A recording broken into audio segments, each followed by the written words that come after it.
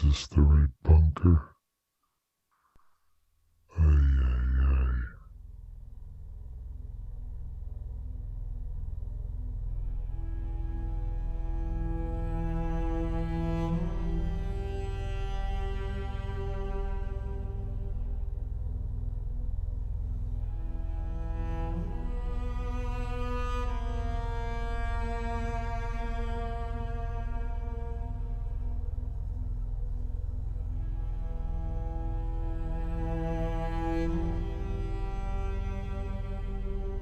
All right, ladies and gentlemen, welcome back to the bunker.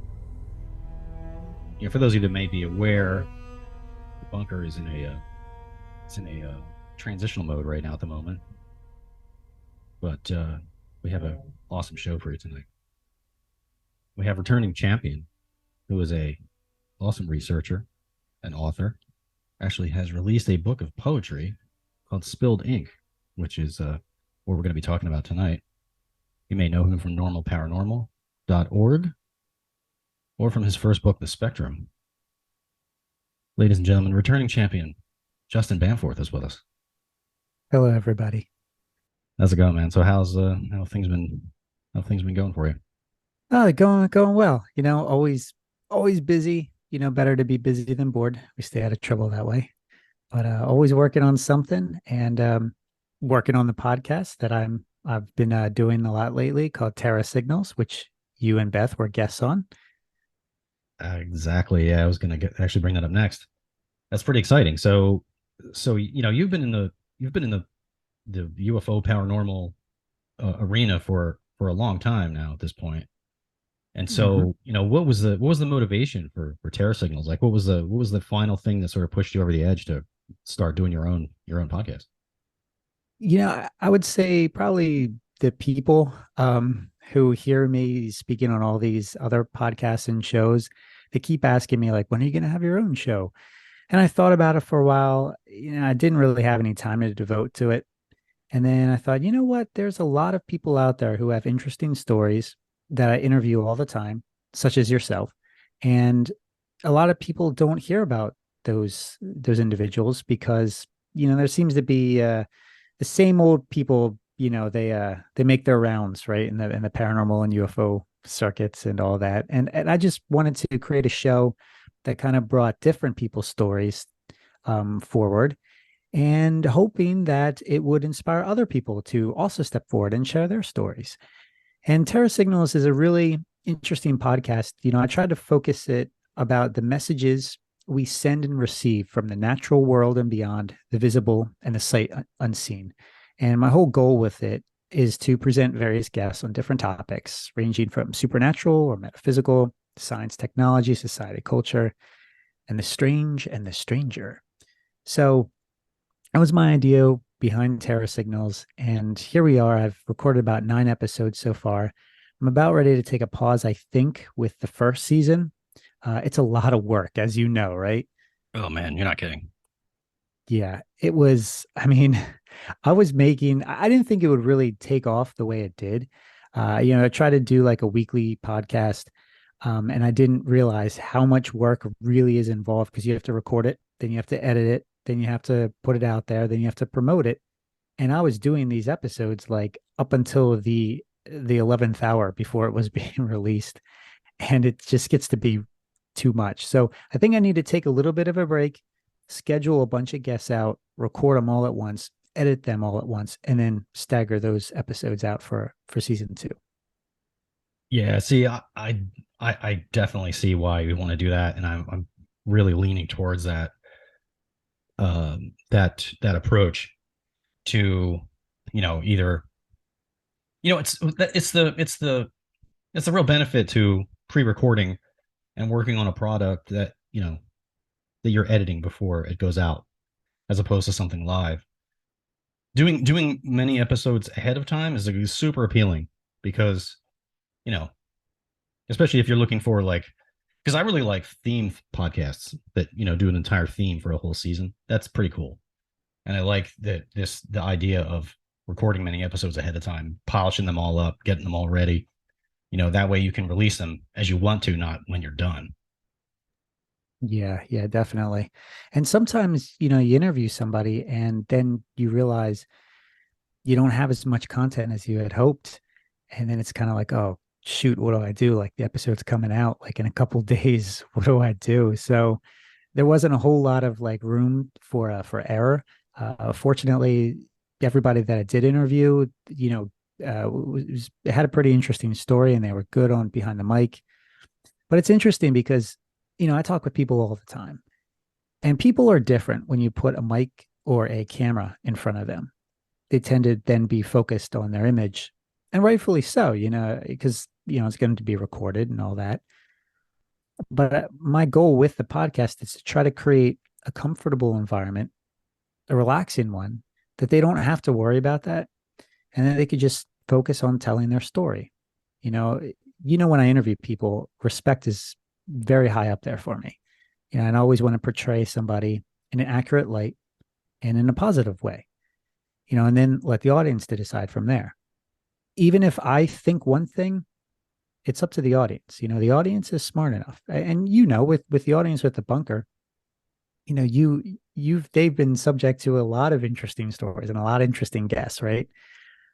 But what Yeah. I like about your show is you do the same thing, right? You put it out there and you wait and you let them say what they have to say, and then you let the audience decide. And I think that's how we should create shows going forward is to put on hold our judgment and then just allow people to tell the story. Because again, we weren't there to prove it happened, but we also weren't there to disprove it either. But these people genuinely believe that they experienced something, and I genuinely believe them. Yeah, 100%. And that's that's mirrored in, doing private investigations, you know, as you know. You really have to, because if someone's calling you in, and we just had a call the other day, we plan on going out of town for a vacation soon, but we had this private case kind of popped up, so we may have to bang this out before we leave and head out of town. But so it's that same sort of approach. Like you have to suspend judgment. These people are frightened. They're uncertain what's going on. They're feeling out of control in their own home or their businesses or wherever this activity is happening, and they're calling you in to make them feel better. Let's be real. That's why they're calling us in. Like they're hoping that we're going to come in and give them answers and set their mind at ease, which usually is the case. Um, and so I can totally see the parallel between that and doing the podcasting, which is, to me, the best way to portray a story and have others hear that and be intrigued by it and be comfortable for themselves to come forward. Because let's be honest, I mean, some of these stories are just crazy. And I mean, of all the things that we've witnessed and that we've heard about and the reports that we've taken, it's still like sometimes you hear these stories and it's your rational mind immediately wants to go, there's no way, this is crazy. you know but this stuff happens. I mean, I've witnessed it myself, but there's still, when you hear a crazy story, there's still that little, your rational mind wants to jump in and be like, nah, there's no way this is going on. But you have to, as an investigator and as a podcast host too, you kind of have to set all that aside and just hear the story and just let them vent and tell their story. And which is the sort of first step to getting towards figuring out what it is that's going on. Yeah, and the other rewarding aspect of it is when I get somebody who has listened to an episode and they say, "Hey, the guest that you had on, I can relate to them." I actually just had one the end of last week. A friend of mine texted me and she said, love the new podcast episode. The one guest, Marsha Moore, she went through a lot, and she goes, my friend says things I experienced were never as strong as her experiences. She really described a lot of my feelings too. And I think that's an encouraging thing, because a lot of times individuals or experiencers, they don't know what we know, right? We interview people all the time, but they don't know that there are people just like them out there who are experiencing similar, if not the same thing. And it's almost like you want to create that comfort, right? To tell them that, hey, look, you're not alone. I've heard this before. But it's different if we tell them that, right? Yeah. It doesn't it's not as impactful as hearing it firsthand from somebody who lived through it. And that's another reason why I wanted to start up the podcast, because again, there's so many great stories out there. There's so many great experiencers out there, and they deserve to be heard. So I'm going to see where it goes. It's been a blast so far. The response has been great, especially with you and Beth's episode on EVP and the photographic evidence with some of the investigations you've been on. Incredible stuff. Yeah, that was fun to share that stuff. And I think like I pointed out in the episode, I had gone years and years taking pictures continuously without ever finding anything. I don't know how many thousands of pictures I've taken with just nothing in it that I just delete.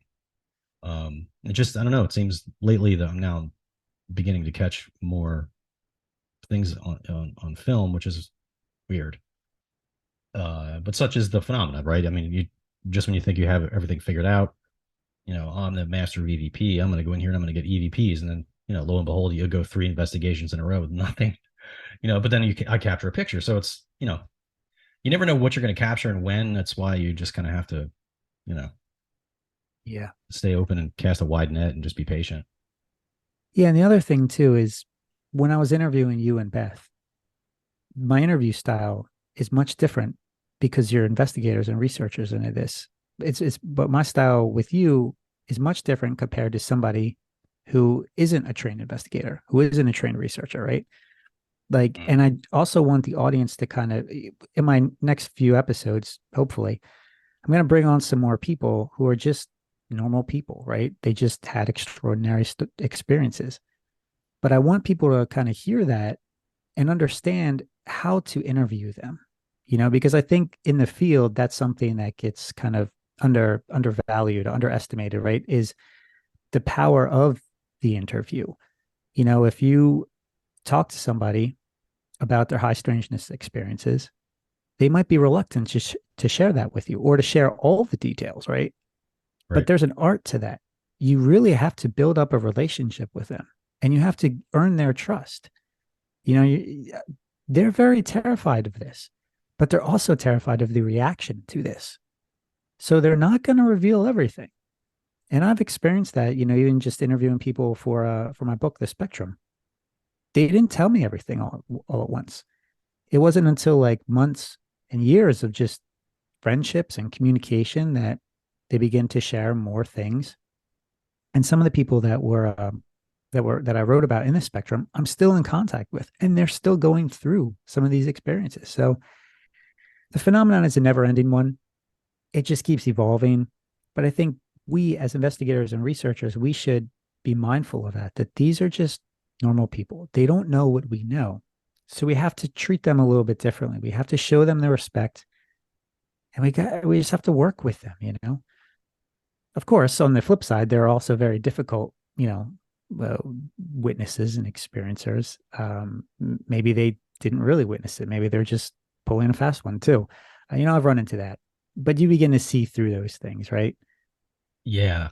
Yeah, it's true. And one thing that happens too a lot is, someone will reach out to you sounding very, very desperate, um, you know, sharing some details that sound, pretty intense. And when you go to sort of set up, an in-person interview and, like a walkthrough of the property, they disappear off the face of the earth and you never hear from them again. So, that does occasionally happen. Not sure why, but but Yeah. like you said, you when these events took place, we weren't there. But the good thing about being in the field for a long time, and the longer the better, like you get more experience, you witness more yourself. And so it sort of gives gravity to your word, like, hey, I know what you're going through.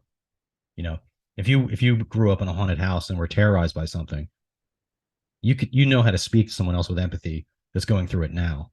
And it resonates, and people can tell that you're being sincere. That puts people more at ease. I think if people can sort of read other people's energy, I think probably better than they think they do, you know? Yeah. Yeah. It's just that having that compassion, that's really important in this field. Really is. It really is.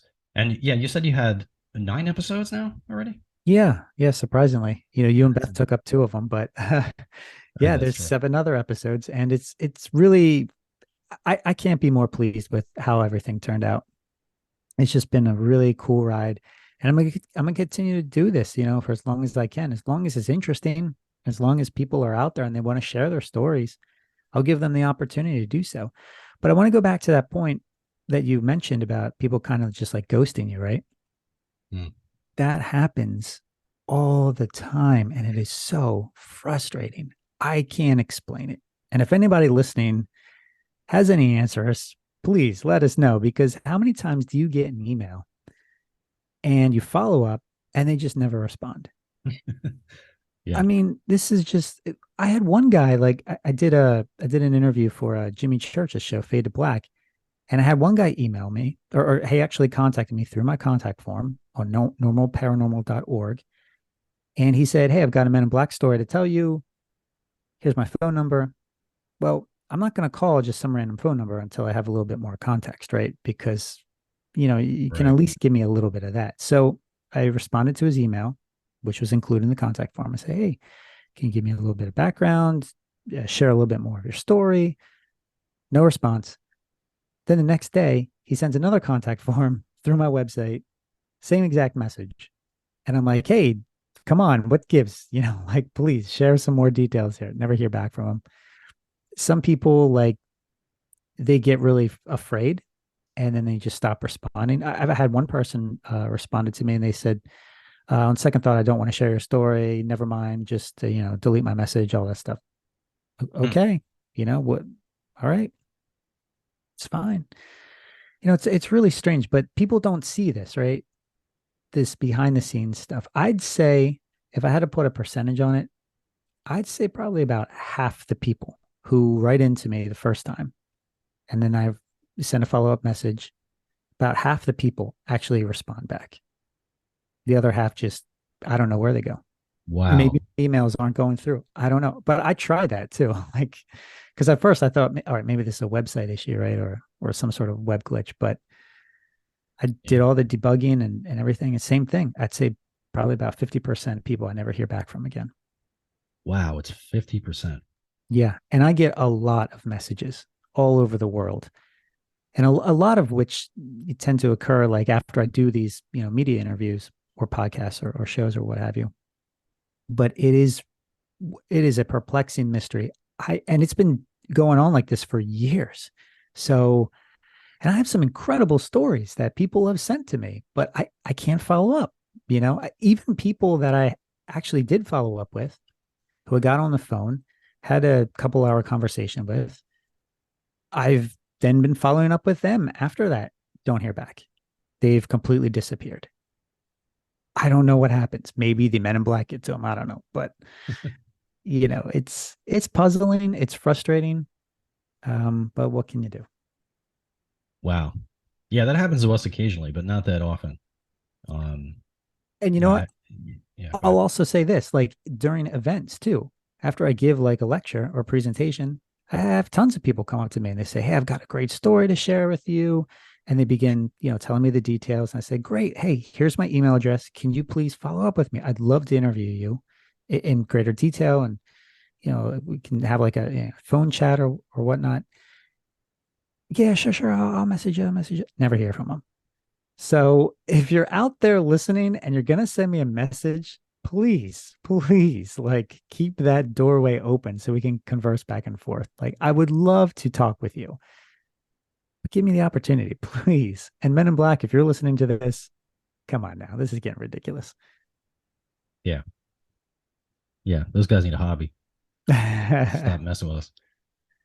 But yeah, and I've been witness to some of these, people, the Mysteries of Space and Sky. It was, you know, and we were approached by how many people? I mean, and heard crazy Yeah. stories. And yeah, it's just strange that that high percentage of people take the initiative to reach out to you and maybe give you a handful of details.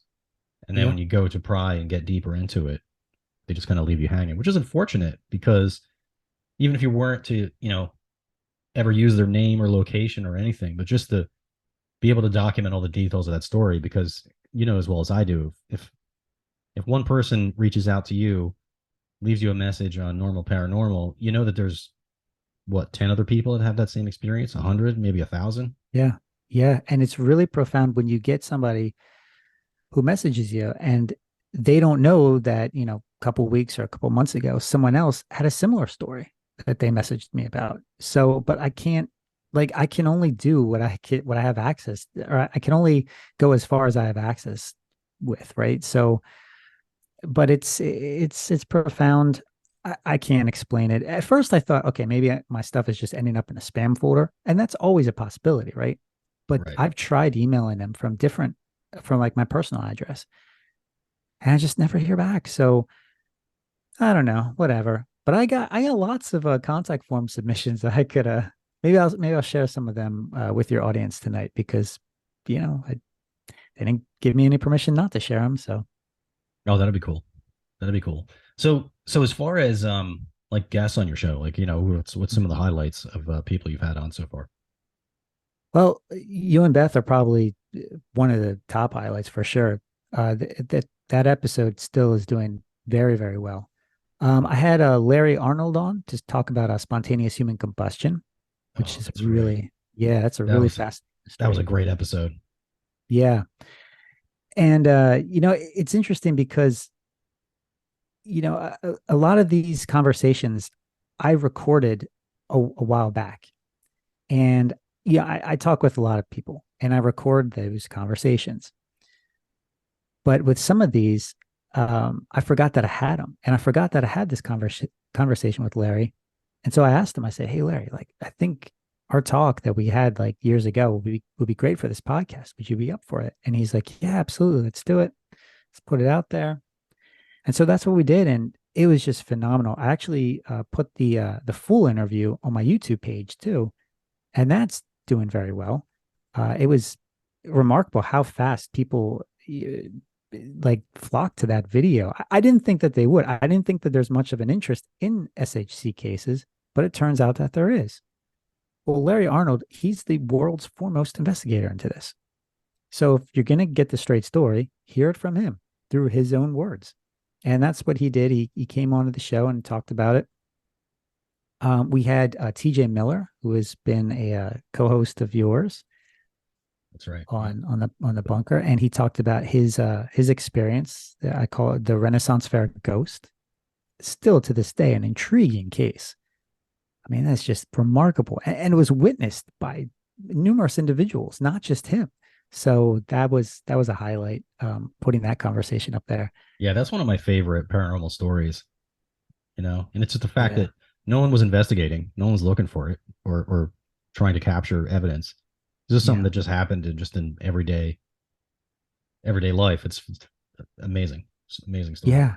And that's what makes that so important of a story to tell, because this just goes to show how the phenomenon manifests in the most unpredictable, wild ways.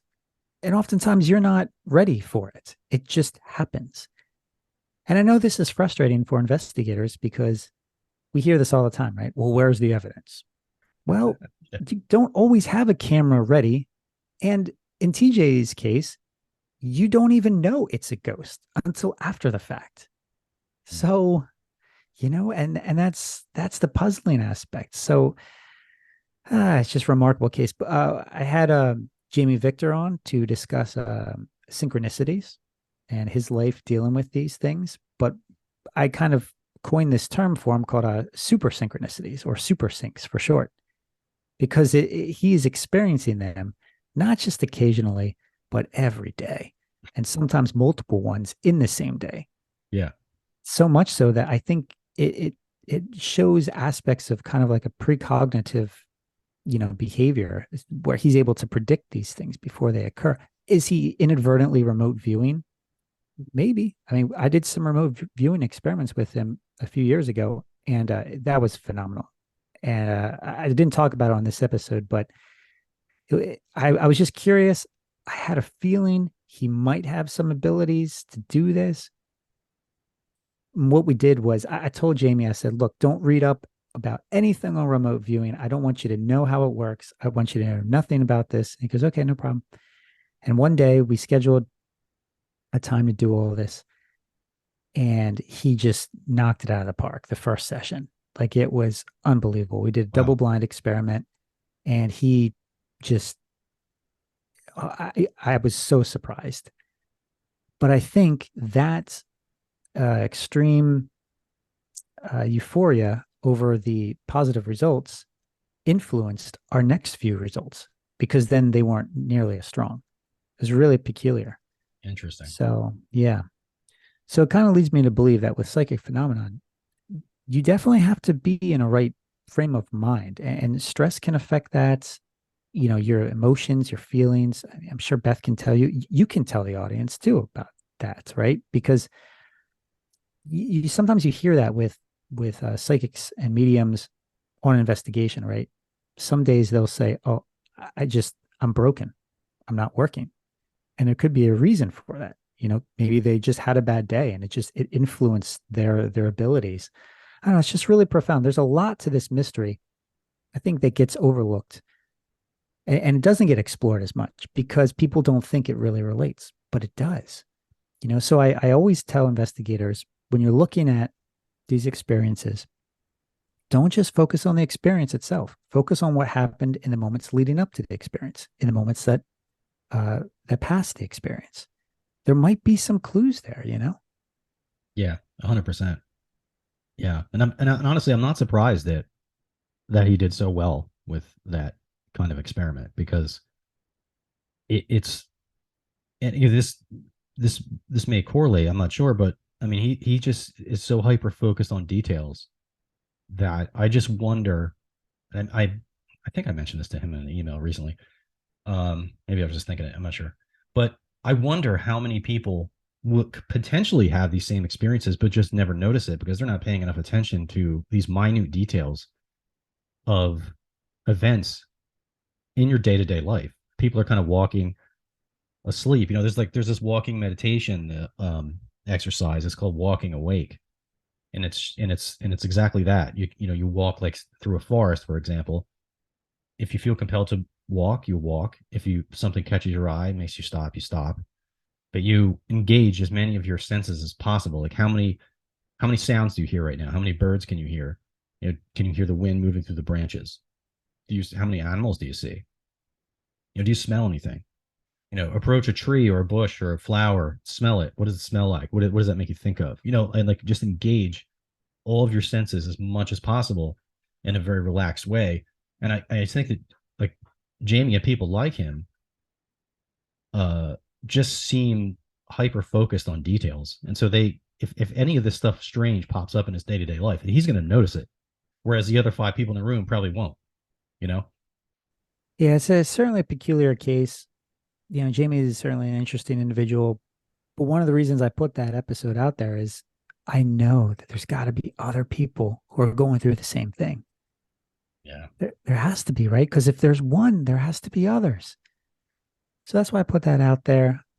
But those are some of the highlights on the podcast. You can go to terrasignals.com, or you can look up Terra Signals on Spotify or however you get your podcasts. Absolutely. And I'll put links in the show notes also. So yeah, so that's pretty exciting. A new podcast out there. It's super professional, very well done, excellent content, great interviews, amazing guests so far, and we look forward to the next season, Terra Signals.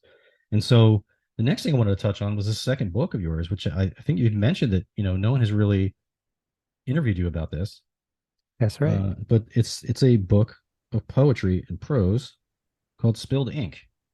So how did this come about? Like, how long have you been interested in poetry? What was the impetus for the book?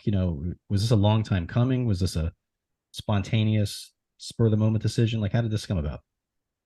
Well, I have to say, surprisingly, you are the very first podcaster that has ever inquired into this poetry book. So thank you for asking about it. And much to my surprise, it really resonated with other people too. I didn't think it would. In fact, I was kind of nervous about it. But like one conference that I was speaking at, Mysteries of Space and Sky, actually, I remember several people who came up to my table wanting to buy both the Spectrum and Spilled Ink. but I made sure like they were aware of that distinction between the two. I said something along the lines of like, yeah, all right, just to let you know, Spilled Ink is a poetry book, just so you don't get ripped off here. And I remember this one guy, he was wearing a T-shirt with the Sakura UFO incident, that symbol on it, the Oh, Lana yeah. Zamora case. Yeah. And he said, yeah, I know it's poetry. I love poetry. And I was like, oh, okay, all right, great.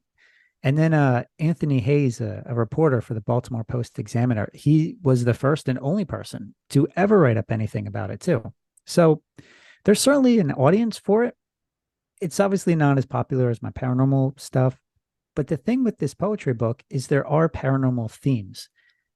And it was really an exciting journey of self discovery that I wrote when I was going through a divorce at the time. It was a painful moment, but one that I kind of used as something to try new creative explorations as like an outlet to like channel all that frustration and pain and Mm. all that. And it originally started out as lyrics to hip hop songs that I would decided to dabble in at the time. A couple of friends, they were collaborating with me, and we would just hang out, get together, and just find like some beats on YouTube, and then write around those, like what we were feeling. And it was really cool. It was a creative exercise, really. And they just eventually they lost interest, or life got in the way. So I had all these leftover ideas and lyrics that were just sitting there, and I thought, well, what am I going to do with this now that I don't have anybody to really collaborate with? But I still kept writing because it was therapeutic. And it helped me put into perspective what I was going through regarding like life and, my faith, the dating scene, friendships, trust, betrayal, um, death, the afterlife, and the sight unseen. And then on a random whim, I came across some poetry on Instagram that I really liked. And it was short and to the point, just pure raw emotion. And yeah, it turns out, unbeknownst to me, that there was like this whole underground movement called Insta Poetry that exists out there to this day. And it's being produced by some amazing writers. And one of them is Lang Liev. She's a New Zealand writer with Cambodian roots that I absolutely admire. And as soon as I started reading her work, I was just like, wow, this is very similar to that pure, raw lyrical nature of my own writing that, I was exploring. So I found out that she was doing a book tour over in New York City.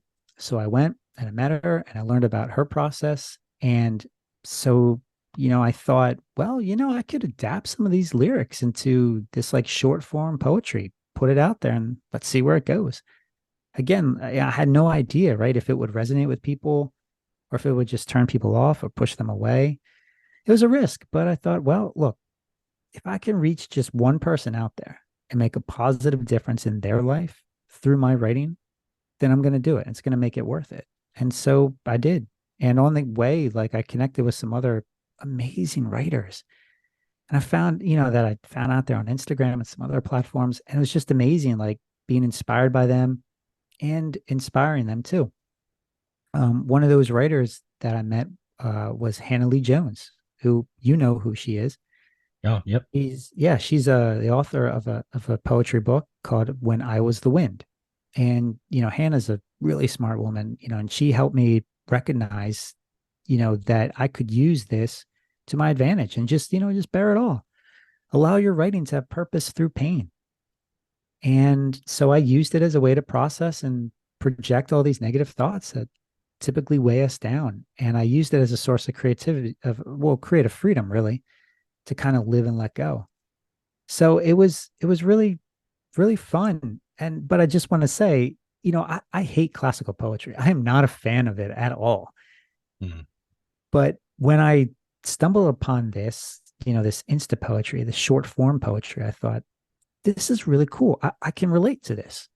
I'm not a fan of writers who write in such a style that's difficult to understand or is at such a high level that you have to read it and reread it and reread it again, the same sentence just a few times, to understand what the gist is of what they're trying to convey. I don't like that.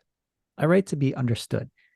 And I think some of your listeners who have read my book, The Spectrum, they know that that's what I do.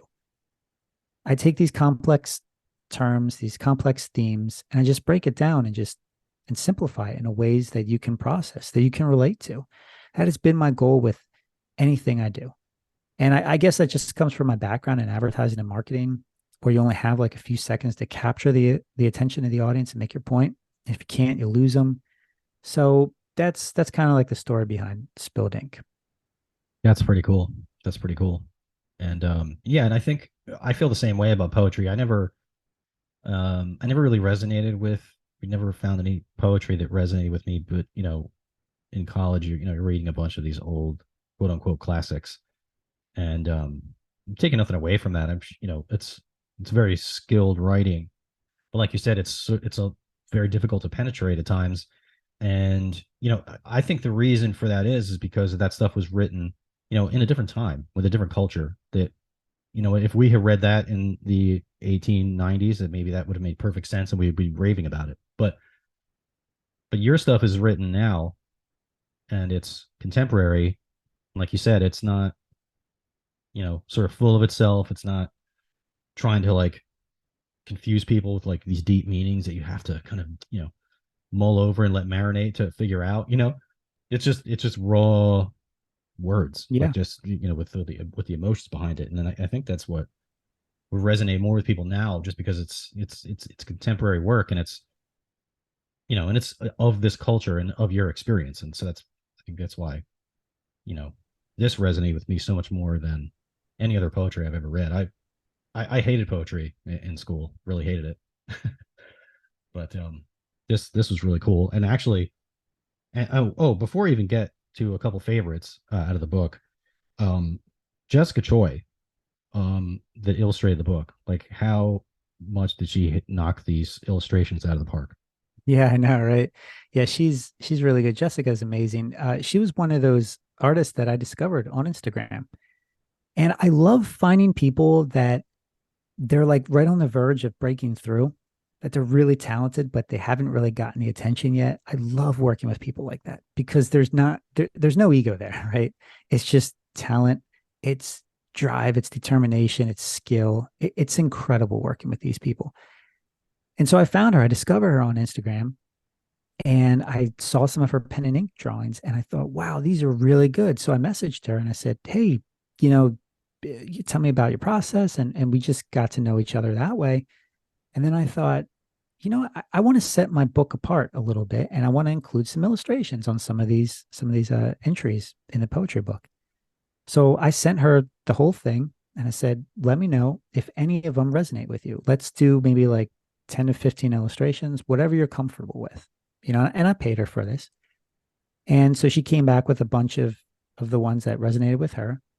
And I said, okay, what are some of the images that, went through your mind as you're reading this sort of stuff? And, she had some thoughts, then I had some thoughts, and then we kind of like collaborated. And I told her that I really wanted to do like illustrations that have like a double meaning, that you look at it and you get one thing, but then if you look at it again, you'll see something completely new to it.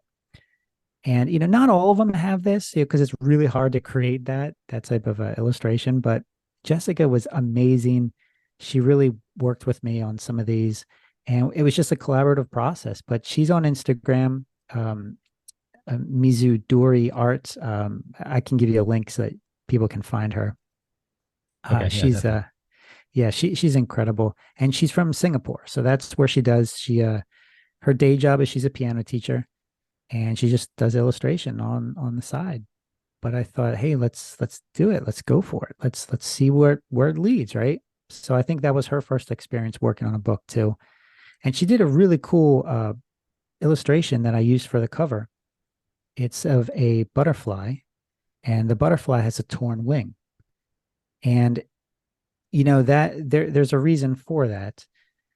Obviously, it's one of the entries in there called Butterfly, where I talk about, the painful lessons of going through things but not learning those lessons. And then there's a pastor in Dallas, Texas named Tony Evans that I've learned a lot from, going into my spirituality side. And he puts it best in his book. It's called It's Not Too Late. He said, just as a butterfly develops the muscular strength to fly by struggling to exit the cocoon, We develop spiritual maturity and growth by persevering in trials. And so I thought, that's absolutely, yes, right there. That is right in line with what I'm trying to convey. It's through those tough journeys that we learn something, we grow from them. But sometimes we get a little wounded in the process, but we're still able to fly. So, that's kind of like my, I guess, my rationale why I use that on the cover. But it's funny though, because it has different meanings for different people.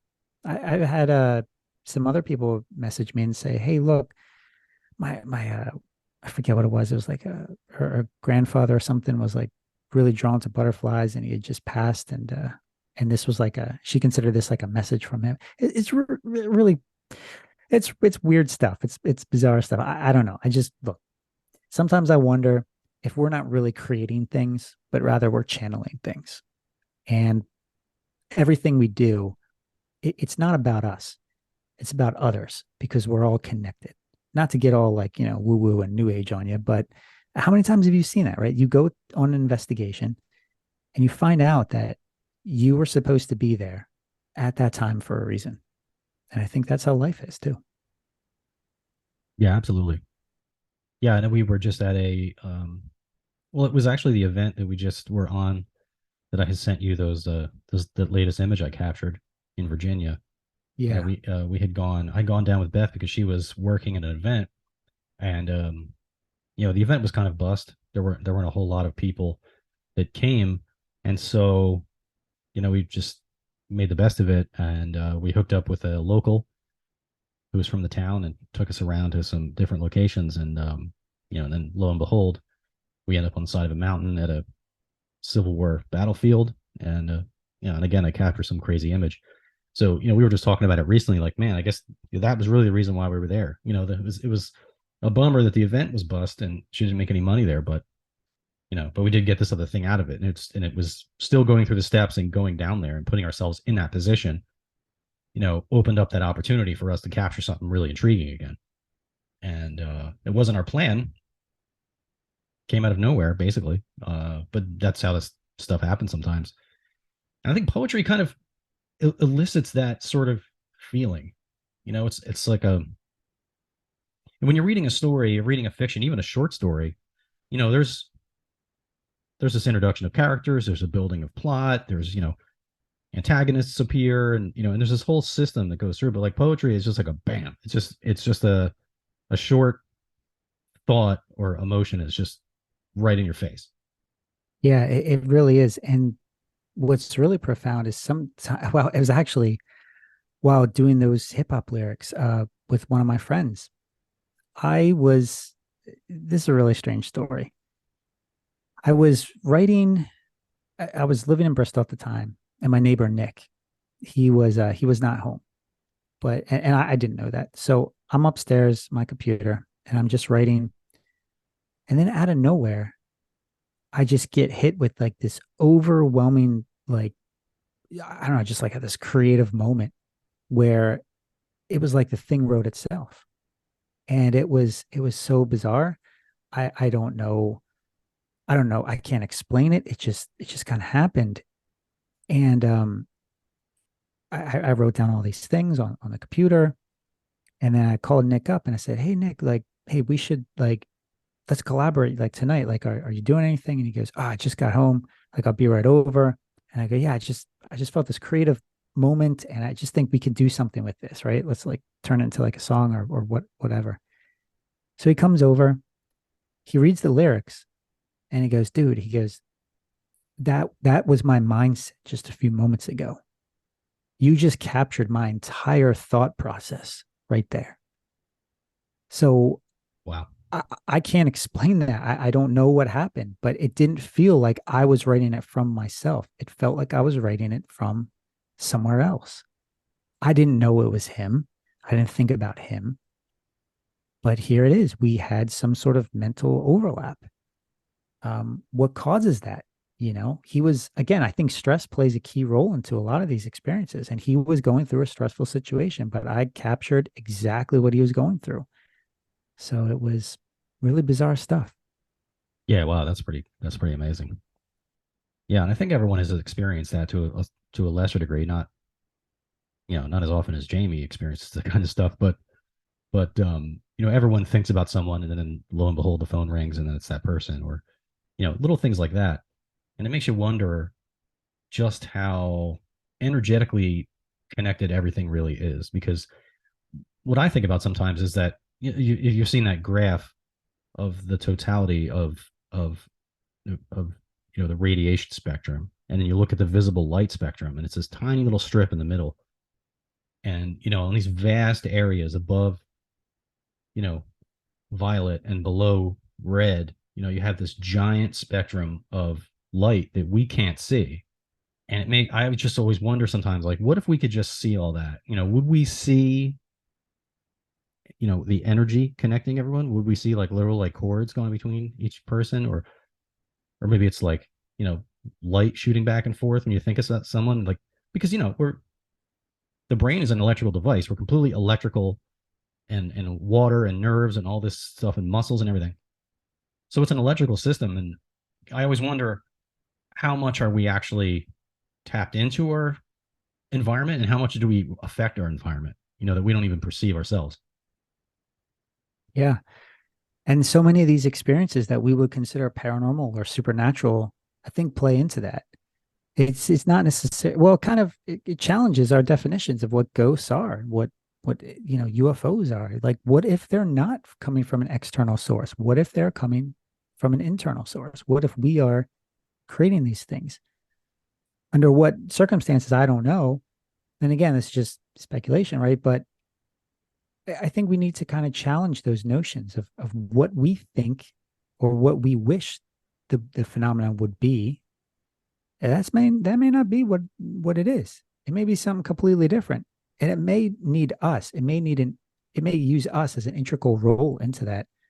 There was one case that I talk about in the spectrum, and stop me if I've already shared it on your show before. I don't think I have, but it's called the Rhea Baker crisis apparition.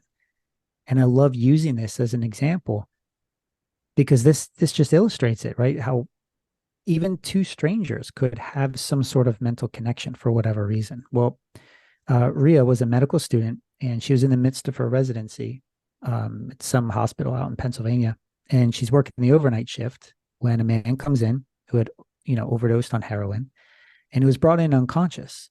And it was suspected that the man had gone through these violent seizures because of the way that the first responders found him. He was like twisted up like a pretzel. It was terrible.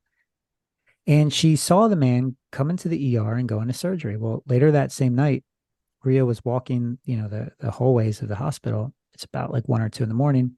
And she noticed that exact same man out in the hallway.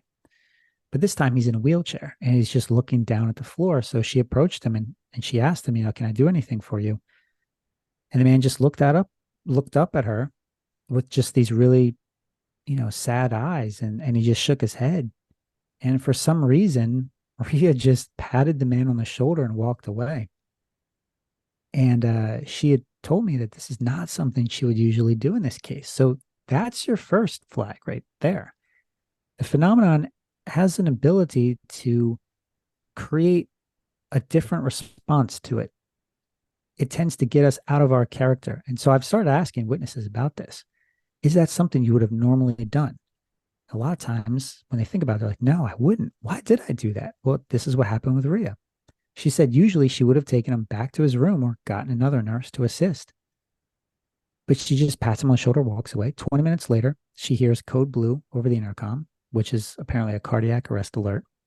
And the room number that she was called to happened to be the exact same room number as the man that she had seen moments prior in the wheelchair. But the thing is, according to the records, he never regained consciousness. And he also had both of his legs amputated to the knee and one arm amputated to the elbow. But who she saw had all of his limbs intact. And wow. She was not confused. She knew specifically this was the man that she saw. But how could this have been? She looked at the rest of the report and it said that the man had never been responsive in any way other than basic reflexes, but he most likely suffered brain damage from oxygen deprivation somewhere in the point where the first responders got him and brought him in. So had Rhea encountered like a ghost of some sort, but not in the classic sense, right? This is what we would term like a crisis apparition or like an example of bilocality. But, Right. so what is that? We've heard of crisis apparitions before. They often show up when an individual is going through something traumatic, but they'll show up to their loved ones. She didn't even know this guy. So why did she see him? So it just calls into question all these things. I have a bunch of other reports of shared precognitive moments. I've experienced that myself, where like you get this precognitive thought or dream, and you think it's for you, but it's not. It's for somebody else that you may not know. So it's like, how does that happen? Could it be because we're all tapped in the same, I don't know, neural network, metaphysical network, whatever, the ether, the collective consciousness, the invisible thought internet wave, so to speak. I don't know. How would you describe this, right? The Akashic record, like what would you classify this as? Or what would you classify this as? I don't know, and I don't care, because as soon as we put a label on it, it changes, and Yeah. it's in control, right? Like we can't do anything about it. We can't measure this stuff. We can't harness it. We can't test it. We try, and we should, but we have to understand that we're not playing by our rules when it comes to the phenomenon. We're playing by its rules, and it's going to do whatever the heck it wants to do. Yeah, that's for sure. A truer statement has never been spoken. Okay, so I'm gonna actually I'm gonna turn to the book. I'm gonna read a couple favorites here, and then Yes, please do. That'd be great. that maybe you can maybe give some insight. So, so like you had mentioned, I think like, a lot of these have a very paranormal sort of feel to them, but also dual meanings too, which is this first one I'm going to read. It's definitely has at least two meanings right off the jump for me. This is called eternal torment. The memories of the moments we regret are the memories and the moments that haunt us forever. Yeah, that's some of these some of these entries are like just thoughts that I've had, random times. And I just write things off to the side, I put them in like a notebook, or, put them on a piece of paper. And sometimes if, I write it down and just try to get it out of my head. And then, yeah, you never know when it might have a meaning later on. And that certainly does. Because I think the most terrifying notion that we could ever experience is regret, right? 100%. Because we don't, I mean, to my knowledge, we don't have time travel technology yet, so we can't go back and fix what we've done. So I kind of use this as a way to remind myself, hey, look, don't be afraid to go out there and do things, right? Don't be afraid to take risks, obviously responsible risks, but like there was a point in my life where I would just like talk about, taking a trip, and I would talk myself out of it. I would come up with a million excuses of why I shouldn't take the trip. I couldn't afford it, or didn't have the time, or it would be too much of a hassle, or this and that, this and Yeah. that. And then I regret it, right? Like, so, you never know. So just don't be afraid to say yes to more things, instead of no's. So that's kind of like the meaning behind that. Yeah, I can relate to that. I can, yeah, even if it's something I want to do, I can sometimes I'll just find myself talking myself out of it. You know, it's such a weird thing that we do. It's the worst. Yeah, It's the worst. I mean, look, I've been in my house one day, and I'll never forget this. This is just so ridiculous. I spent the entire day, it was like 8, 10 hours, pacing around my house, thinking about what I should do, where I should go, and I didn't do any of it. It was the most it was the most ridiculous waste of a day ever. And the lesson that I learned from that is, if you want to get out of the house, and you're struggling with getting out of the house and you don't know where to go, you don't know what to do, think about it later. Just get the hardest part is getting out of the house. Just get out of the house, get in your car and just drive and figure it out as you go along, right? Um, Yeah. one of my friend he one of my friends he did this one time and he used that advice and he got in his car and he drove all the way from Pennsylvania to Maine, went to a diner, ate some lobster, turned around and drove back. So you never know where you're going to end up, but that's part of the journey, right? It's part That's of the fun. amazing. That must have been good lobster. That's what he said. So So another this might be the favorite one in here for me. It's accompanied by an awesome illustration, and it's called "Warmth in the Winter." If I can see my breath when I'm out in the cold, I can see that I'm alive. But if my heart is still frozen, or so I've been told, how can I ever see that I've died? yeah, that's an interesting one, huh? Um, Yeah, yeah, that kind of has like a personal meaning. Yeah, I don't want to share too much of it, you know, yeah, absolutely. out of respect to people that or the person I wrote that about.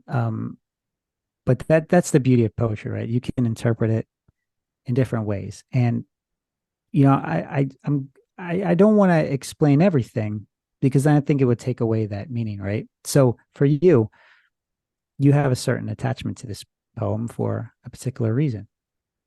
If I tell you my reason, then it might change that, right? It might influence you. And then you might not like it as much. So True. it's kind of like song lyrics, right? When you hear like the artist like reveal the true message behind this song, and then it's like not what you thought it was, it just ruins it completely. It's like, oh, really? Ah, forget it. No longer my favorite song. Yeah, you're thinking the songs about this profound, existentialist crisis, and it's like, then you talk to the guy that wrote it, and he's like, no, I just got punched in the nuts at a truck stop and dropped my beer. Yeah. Yeah, Or the worst ones are like when people write about something that has no meaning at all. It's just random stuff. And it's like, oh, yeah, true. really? That stinks. But no, writing is a great way to kind of like process things, especially if you're dealing with like human problems, I guess, and you don't really understand how somebody, you don't understand the other person's thinking. You know, that's I think the greatest moments in writing happen when you're really struggling, you know, mentally, emotionally, spiritually. You know, Hmm. that's that's where the richest writing comes from because then you're writing from within your soul. You know, there's a reason why, you know, Taylor Swift never has like a, you know, steady relationship, right? I mean, if she did, would she be able to produce some of the most incredible music that she's produced? So, Yeah, that's true. yeah, so I always tell new writers like, you know, the fastest way to learn how to write is to get your heart broken. That'll teach you to write real fast. Yeah, I think you notice like a lot of really talented artists, like writers and even comedians who do a lot of writing. Uh, the ones that are really really successful, you find out that like, oh wow, they were severely depressed. They were like really struggling to get out of bed every day, and but they would be able to sit down and write and come up with this amazing material.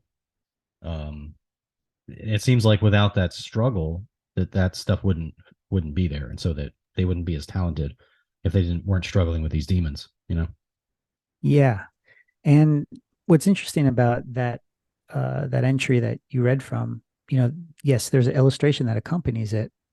And I told Jessica, I said, look, I want the one person to be emitting like breath, right? Because they're walking on a cold day. For those of your audience who haven't seen this illustration, there are two figures, a man and a woman, walking down a snow-covered pathway, and out of the woman you can see the breath coming out of her mouth, but out of the man there's nothing. So it kind of has like, you know, that hidden meaning, right? You know, some people will get it, some people won't. but it plays right into that entry. So Very interesting. That's a detail I hadn't noticed. Hmm. That's very cool. yeah, there you go. Here's one that you may want to read and reread to yourself as you pace around your apartment all day trying to figure out what to do. Fear of the deep. All of our thoughts, our questions, our answers are a sea unto us. But until we learn to navigate, we are all in danger of drowning. Yeah, that's I wrote that in a way that I was getting tired of all these. Well, yeah, there's a couple meanings behind that. One of the meanings is, everybody has opinions. People love to just like talk, but are they really hearing themselves? Like, are they really listening to what they're saying? Like, it's really just a lot of jumbled thoughts. They're not really considering that their words do have power, especially when you're interacting with somebody, right? You could, the words are weapons, and they can be used, you know, in a variety of ways, but we have to be careful with that. So, like, we have to navigate those thoughts, those things that we're wrestling with, or else we're gonna, drown in them.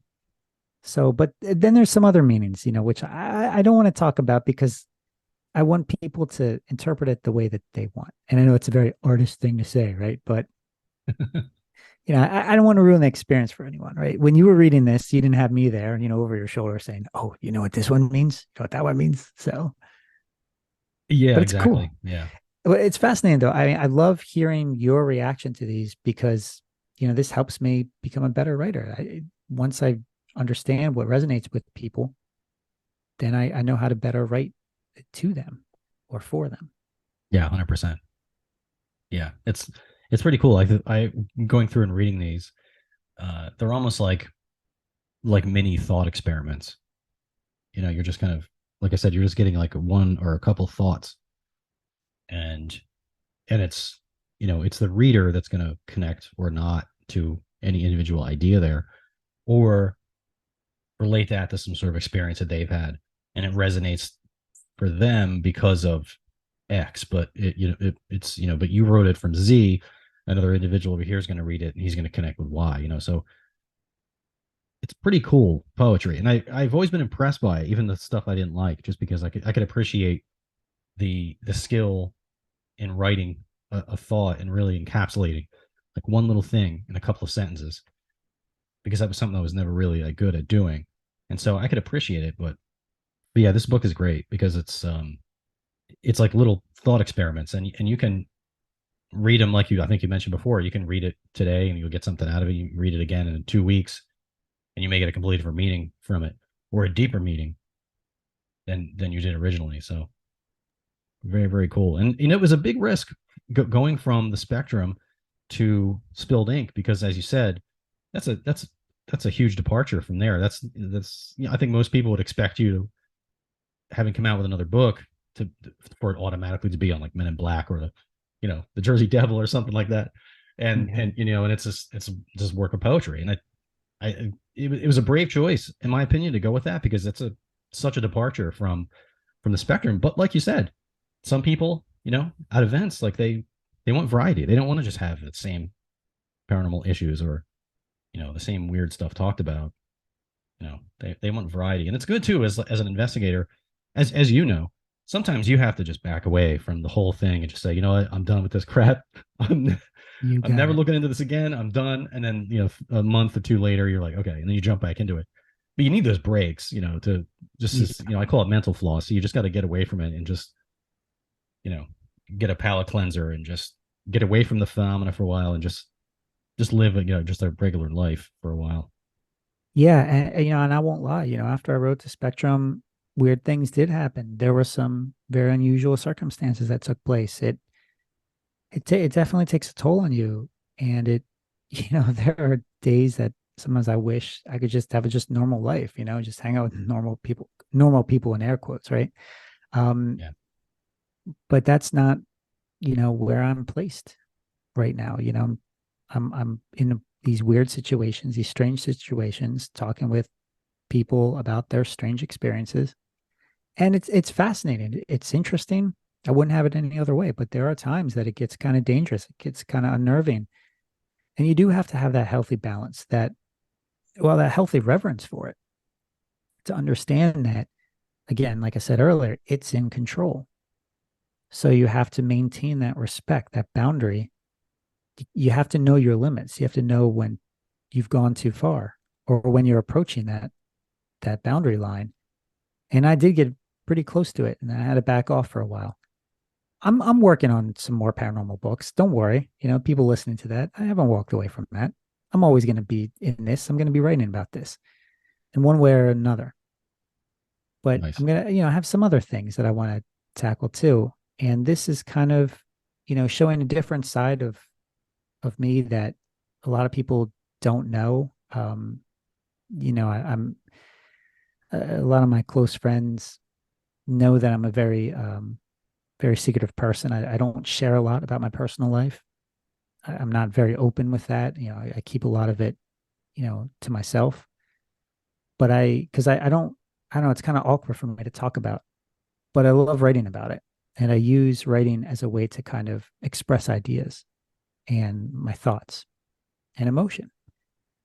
And even though this is a deviation from my high strangeness subjects, it still relates because there are high strangeness themes that I think a lot of people can also relate to.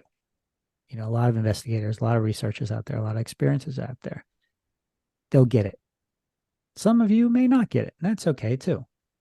But it was fun to write, and I got plenty more. So, Nice. Yeah. and it turns out that this book is also on sale at Amazon. I just looked it up right now. There you go. Yeah, There you it's go. like, Yeah, and I'll have links to everything in the show notes as well. So normalparanormal.org. yeah, Excellent website. Um what would you tell some of our listeners that aren't familiar with the website? Like, what is it? Who should go there? What are you going to find? You know, what I know that's a point of contact for you for people that want to share their experiences, but yeah, you know, you've had that going for quite some time now. So yeah. what is normal paranormal? So it originally started after years of investigating this stuff. I wanted to take it a step further, maybe see like what others outside of the usual paranormal circles thought. So at the time, I forget what year this was. This was a long time ago, over 10 years ago. I invited a handful of people to this small online forum that I developed called Normal Paranormal. And it sparked conversation into all sorts of like high strangeness. And I think at that time I started I think it was on Facebook or some sort of social media, but then I decided to kind of take it to the next level. Oh yeah, I think it was like a closed group, and I just invited certain people to it. And then I thought, all right, well, people are really getting a kick out of this. They're talking about it, they're discussing it. So I developed, the current website that's up there now, and it's a blog and various social media channels to help support it, all under that same name. It serves the same purpose, but on a larger scale. And I use it as a way to kind of encourage people to write me. So I get messages all over the world of people that want to share their experiences with me, which I, decided to expand upon and further reflect in the spectrum.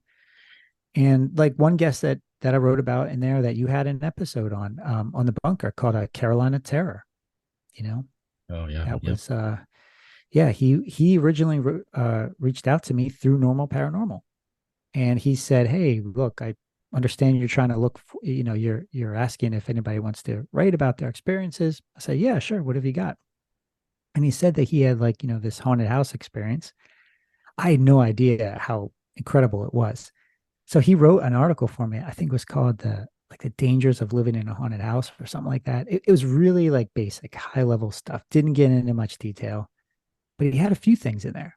And I thought there's more to this guy's story than he's telling me. So I reached out to him, and he was clearly still unnerved by it. It affects you, as a lot of your listeners can attest to. Yeah.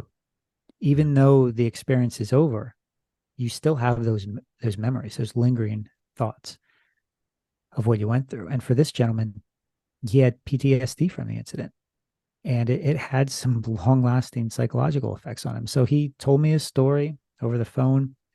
It's incredible. You interviewed him for the show. Years later, it was yeah. So it was through that site, Normal Paranormal. So I want people to go to that site and just think about things differently. That's how I try to present some of the information. I'm always looking for people to contribute articles to the site. You've done that, Mike. You've contributed a few articles. I had some other people contribute some articles. I don't have time to really keep it updated as much as I had hoped. There's just so much to do with it, but it's a good starting point. If you're interested about this topic, you're interested in my research, I try to use it as a way to, get those announcements out there and just share some cool stories. So that's what normalparanormal.org is. Speaking to that guest we were just talking about, I was working with an individual very shortly after that interview took place, actually, at an old job. And this gentleman I worked with started sharing little bits and pieces of a story that had a lot of parallels to this gentleman's story. When I told him that, this isn't the first time I've heard details like this. Like I've heard of their story like this. I didn't share any details, of course, but just let him know that, like, look, I've heard of this happening to someone else. They were profoundly affected by it. And this, I think, in this particular case, made this individual more uncomfortable to talk about it, and so it kind of just died there. But it's fascinating. I'm glad you brought that up because I had actually forgotten about that case. But yeah, I mean, there's a lot of details in that case that I've heard from other people. I mean, this stuff is out there; it happens, and there is just too many people sharing the same story that don't have any knowledge of each other for this to just be completely hooey and just imagination, or just they were on drugs or drunk or whatever. Consistent details keep coming to light, and it's once you're in this and you see it, you hear these reports over and over again. You can't look away. You can't ignore it. It's too profound. And like you said, it's going by its own rules, and we're sort of along for the ride. But when you hear stories like that told by someone who is absolutely believable, 100% credible, and you think, my God, that is so intense. That is unbelievable. But then you hear the story again, and then you hear similar details again and again and again, all over the place. And it makes it, for me anyway, and I'm sure for you as well, impossible to ignore. And you can't possibly think you're going to figure this out, but it's a great opportunity to be in a position where we can take these stories in and either publish articles or give interviews and get it out there, because we know this is happening. If one person's telling you or telling me, hey, this crazy thing happened to me, guarantee there's tons of other people that have had the exact same experience. Oh yeah. Yeah. The stories, they're out there, but nobody knows about these stories until they hear them. Right. And then they realize, oh, that same thing happened to me. And then they share their story. Just like with, the crazy phone calls, right? The Gary Sudbrink phone calls. He recorded them. But the fact is, they happen to one person. That means there's got to be another person out there that they happen to. There's got to be several other people that it's happened to. I cannot fathom that it only happens one time and then that's it. There's got to be more people out there, but we have to have people sharing their stories to empower others, to encourage others that they're not alone. And a step forward. Like, yeah, there's some really crazy stories out there. There's some really incredible accounts that, that I've heard that I'm still thinking, really? Did that really happen? But yet these people swear by it. Something is happening. We can't explain it. We can't categorize it. I think we need to do, at least we need to do that service for the field, is to stop labeling these things. Because like, you have UFO organizations, you have paranormal organizations, you have Bigfoot groups, but what about all that other stuff in between? Who do you go to with those stories? There's no groups that specialize in doppelgangers. There's no group that specializes in shared precognitive experiences. There's none of that. So who do you go to? So I try to start normal paranormal as a way for people to go there. Tell me your story. Even if it doesn't fit into a neatly packaged categorical box, great. I want to hear it. Those are the stories I'm after. The whole reason why I chose that name, Normal Paranormal, is it's to help normal people deal with what we call the paranormal. So hopefully, hopefully it'll be around for a while. Yeah. I mean, there's going to be no shortage of weird stories, that's for sure.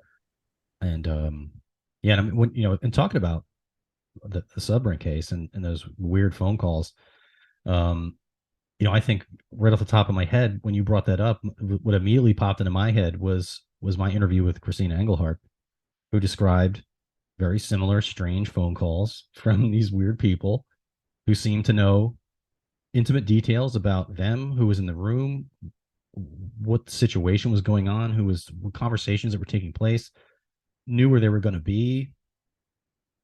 So there's at least two examples of Yeah. getting calls from some bizarre entity that seems to know everything about you, but won't identify themselves. And yeah, like you said, what box you put that into? Yeah. Who knows? There's some bizarre stuff, but yeah, I forgot about that. The Christina case. Like, that means it's happening. John Keel wrote about the phone calls he received. So those are three cases we at least are aware of, right? That's right. That's right.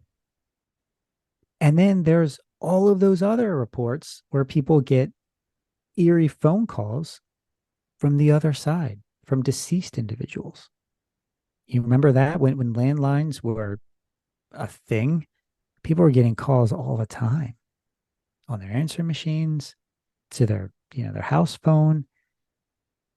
Does that still occur? I don't hear many reports of people getting strange phone calls to their cell phones. So I wonder, maybe there's some sort of circuitry in that landline that's more conducive to these things. I don't know. What are your thoughts? That's a good question. One thing that Beth and I have experienced quite often, actually, and this could be just chalked up as something completely um, normal with a natural explanation, but something that we experience quite often for some reason, only with each other.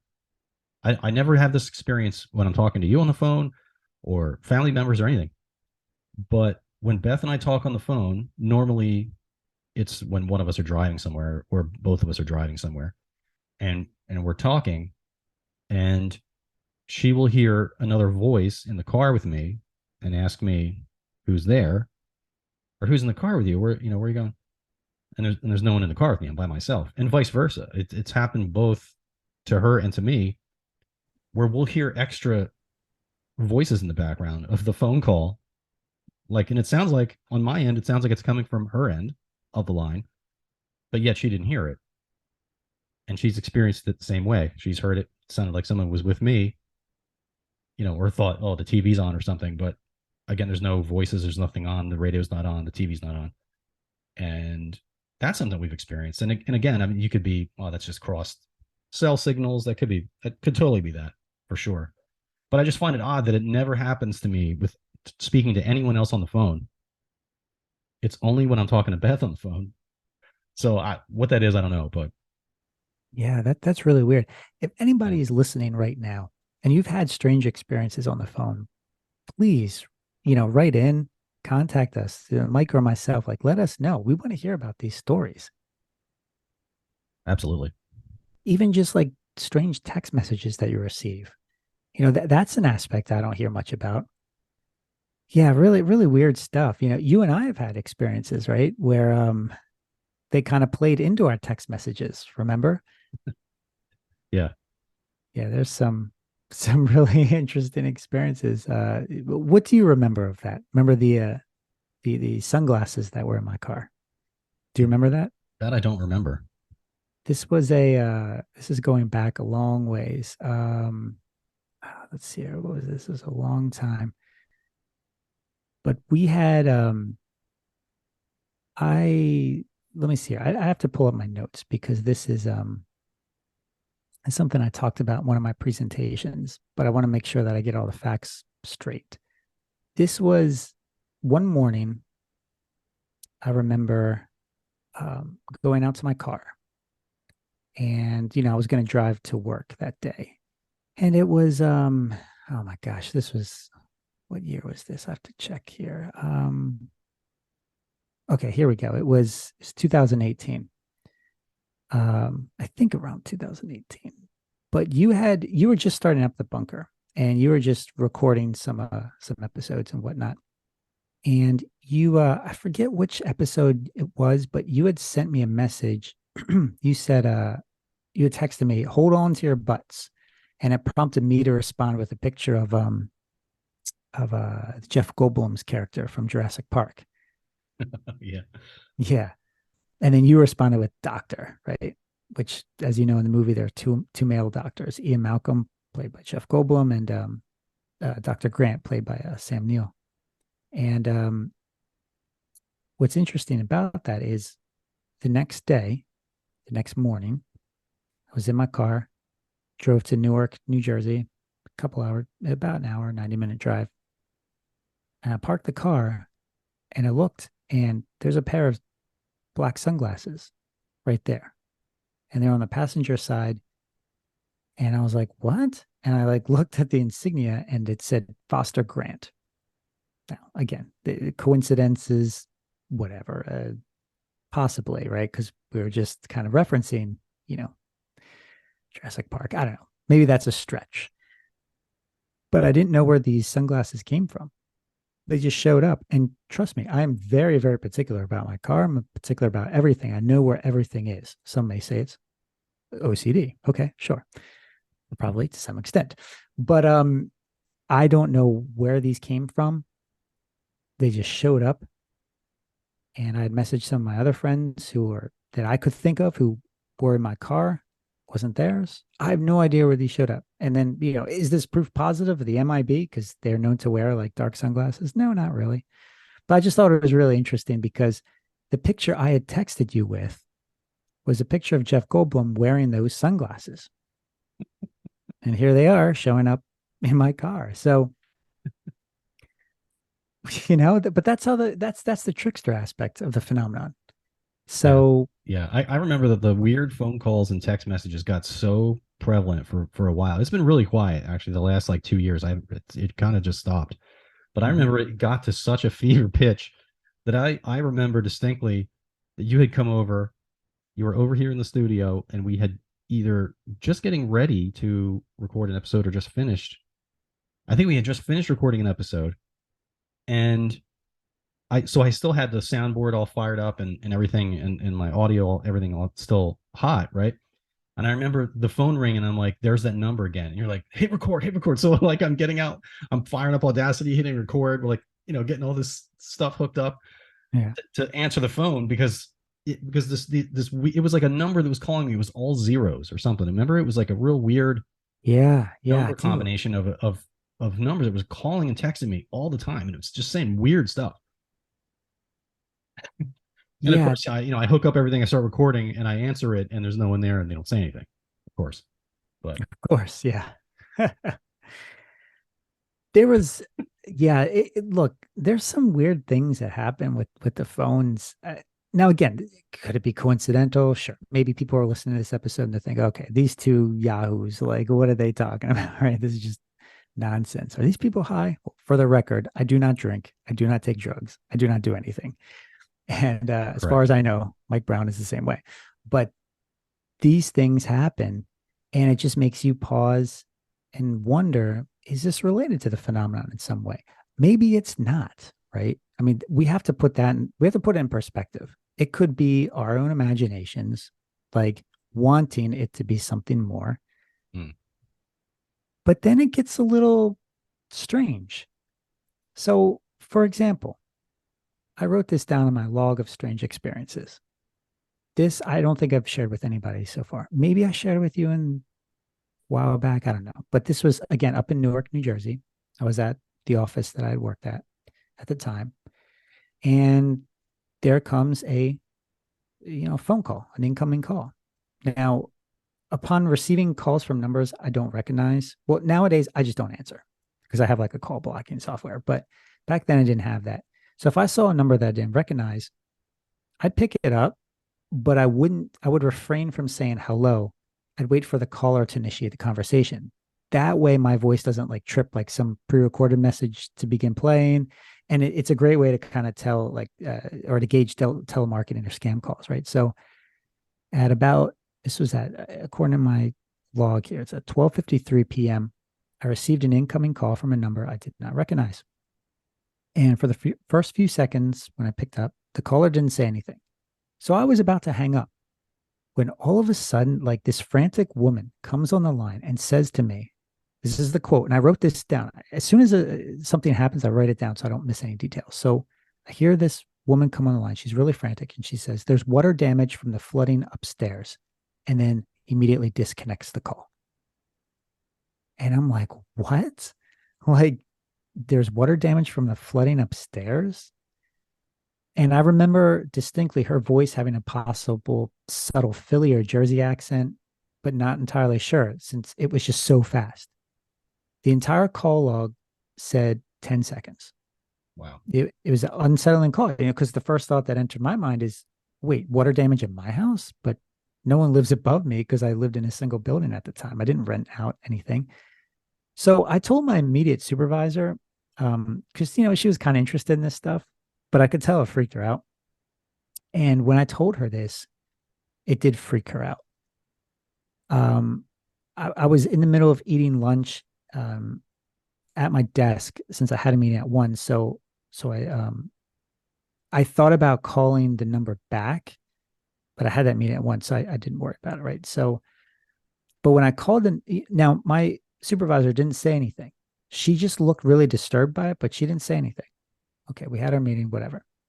After that meeting, I called the number back, and it went right to an automated answering system for State Farm Insurance Company.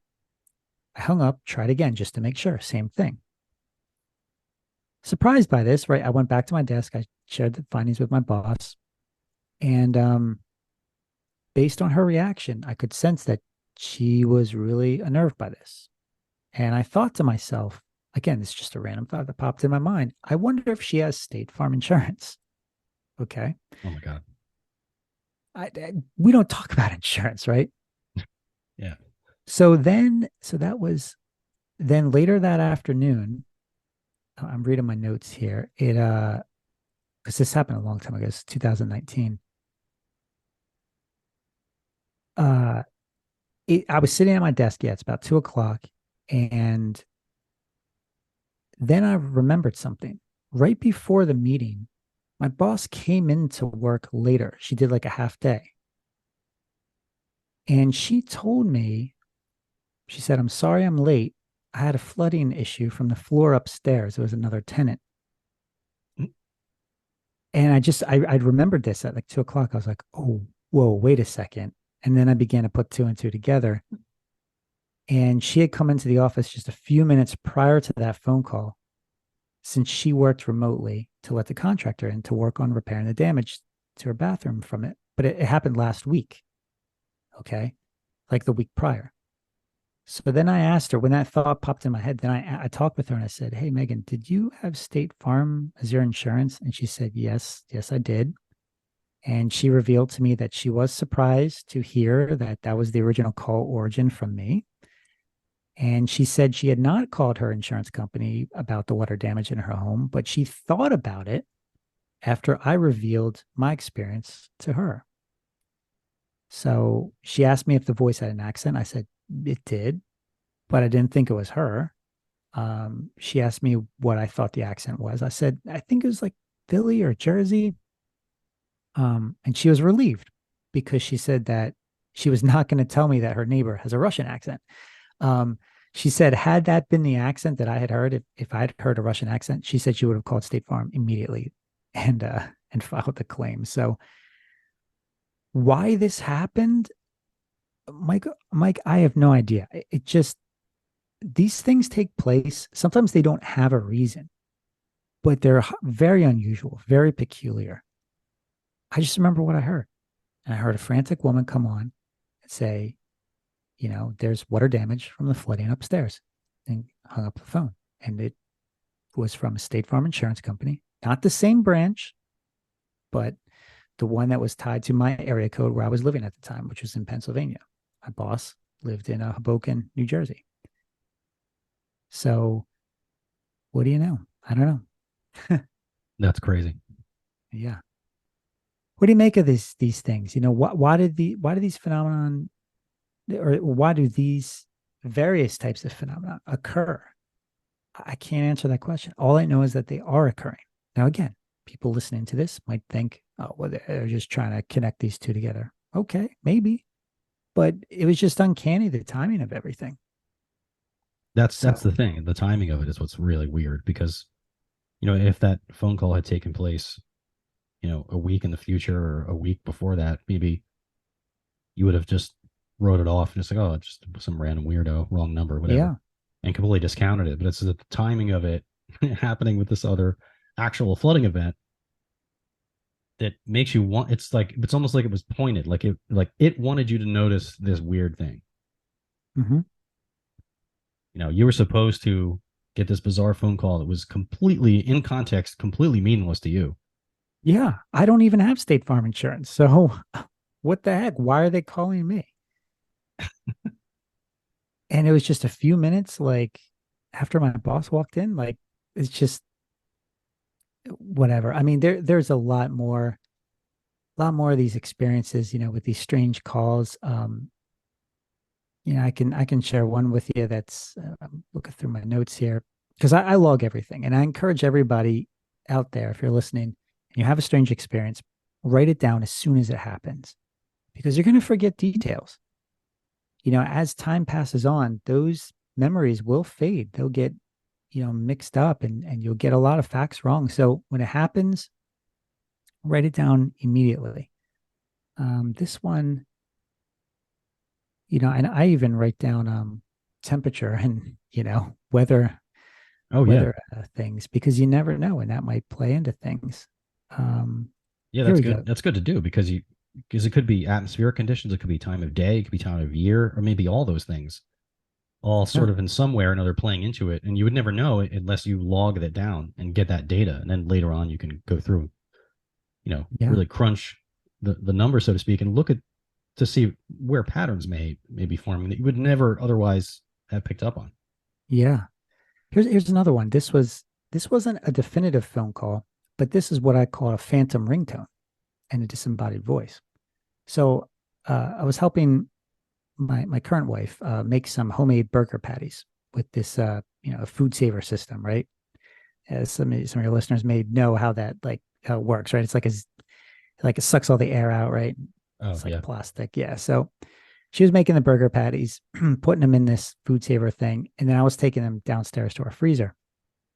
Well, when I came back upstairs, she told me that my phone was ringing. And I asked her, I said, "Oh, where did you hear it ringing?" She told me, the office, which is on the upstairs, which is where I'm broadcasting right now.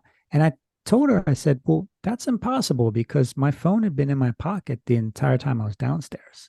And she looked a little confused and a little scared. And I asked her what ringtone she heard because I have one ringtone that I use for when my dad calls.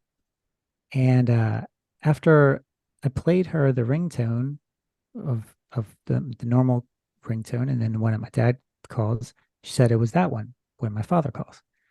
So I texted my dad to see if he was thinking about calling me at about 5:45 ish. This was last June.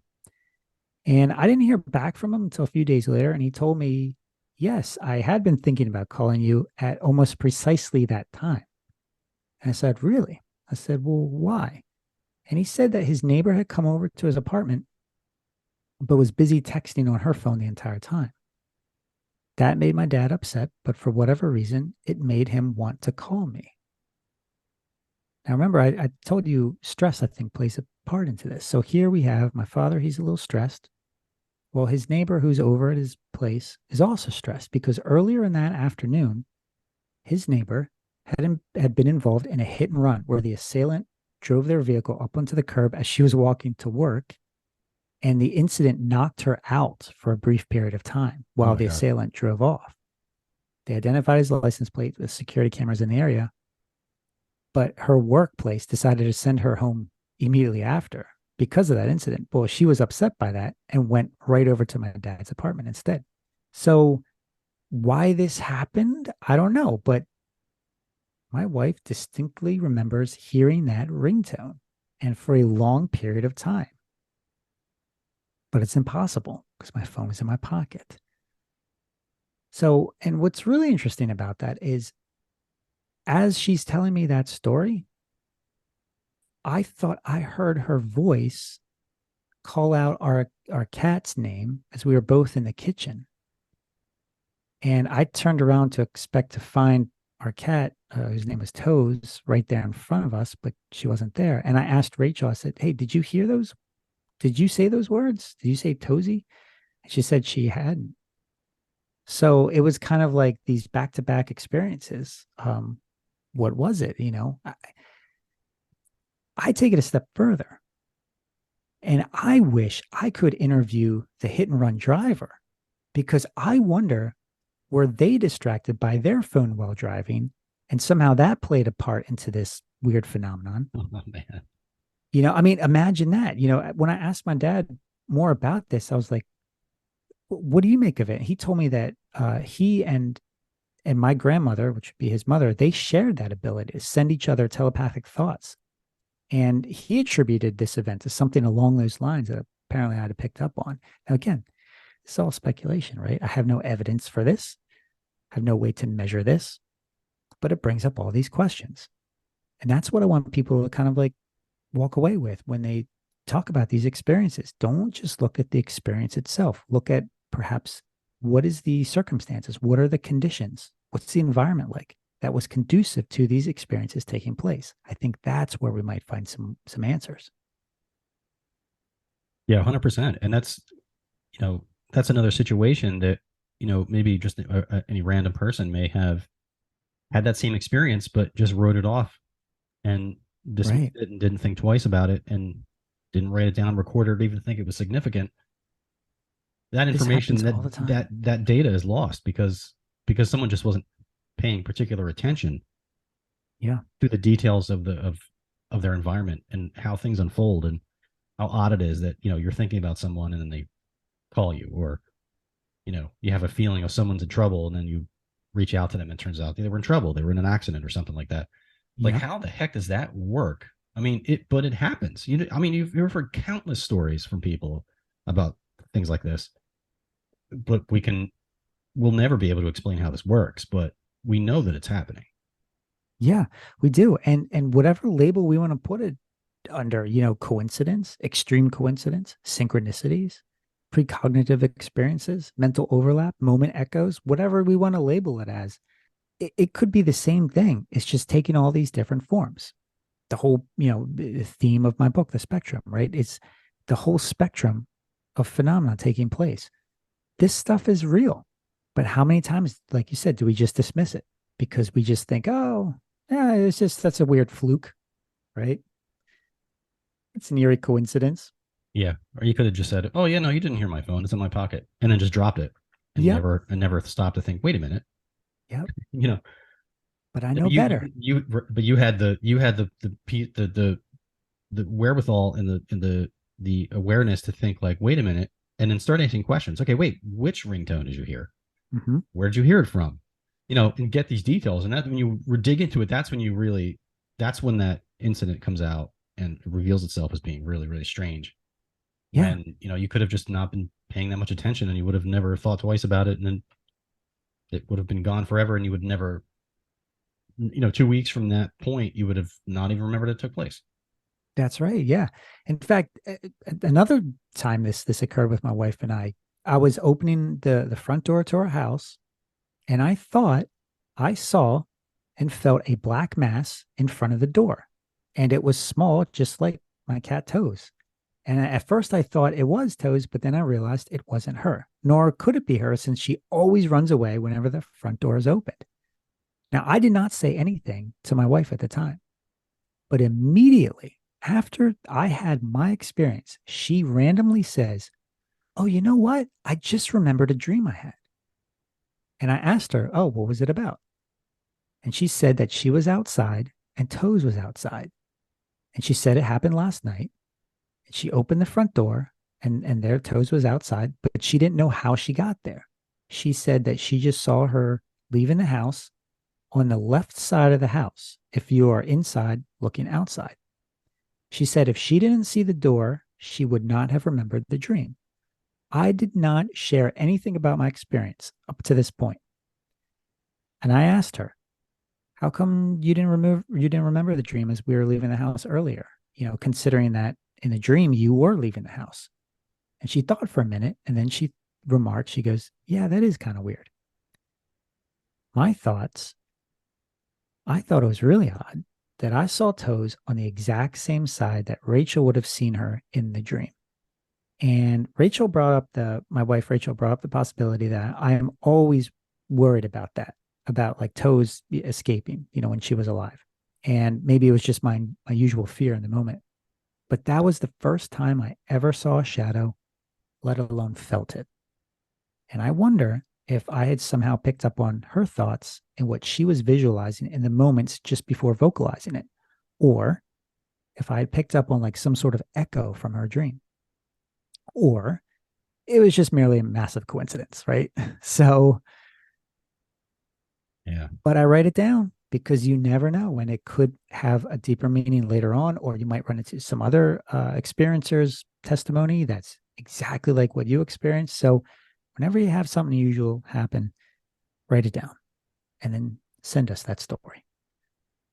Yeah, 100%. And we tell people all the time that same advice. Or like if you're either experiencing weird things happening uh, around you, we tell them like get a journal, just journal about it, and log dates, times, You got it. temperature, humidity, what the weather is like, any other strange things that took place that day, anything weird that takes place after that, just write it down because like you said it. I mean, if you don't go into it, well, and while that memory is still fresh in your mind and write that down and record it, you'll forget details. Memory's fallible.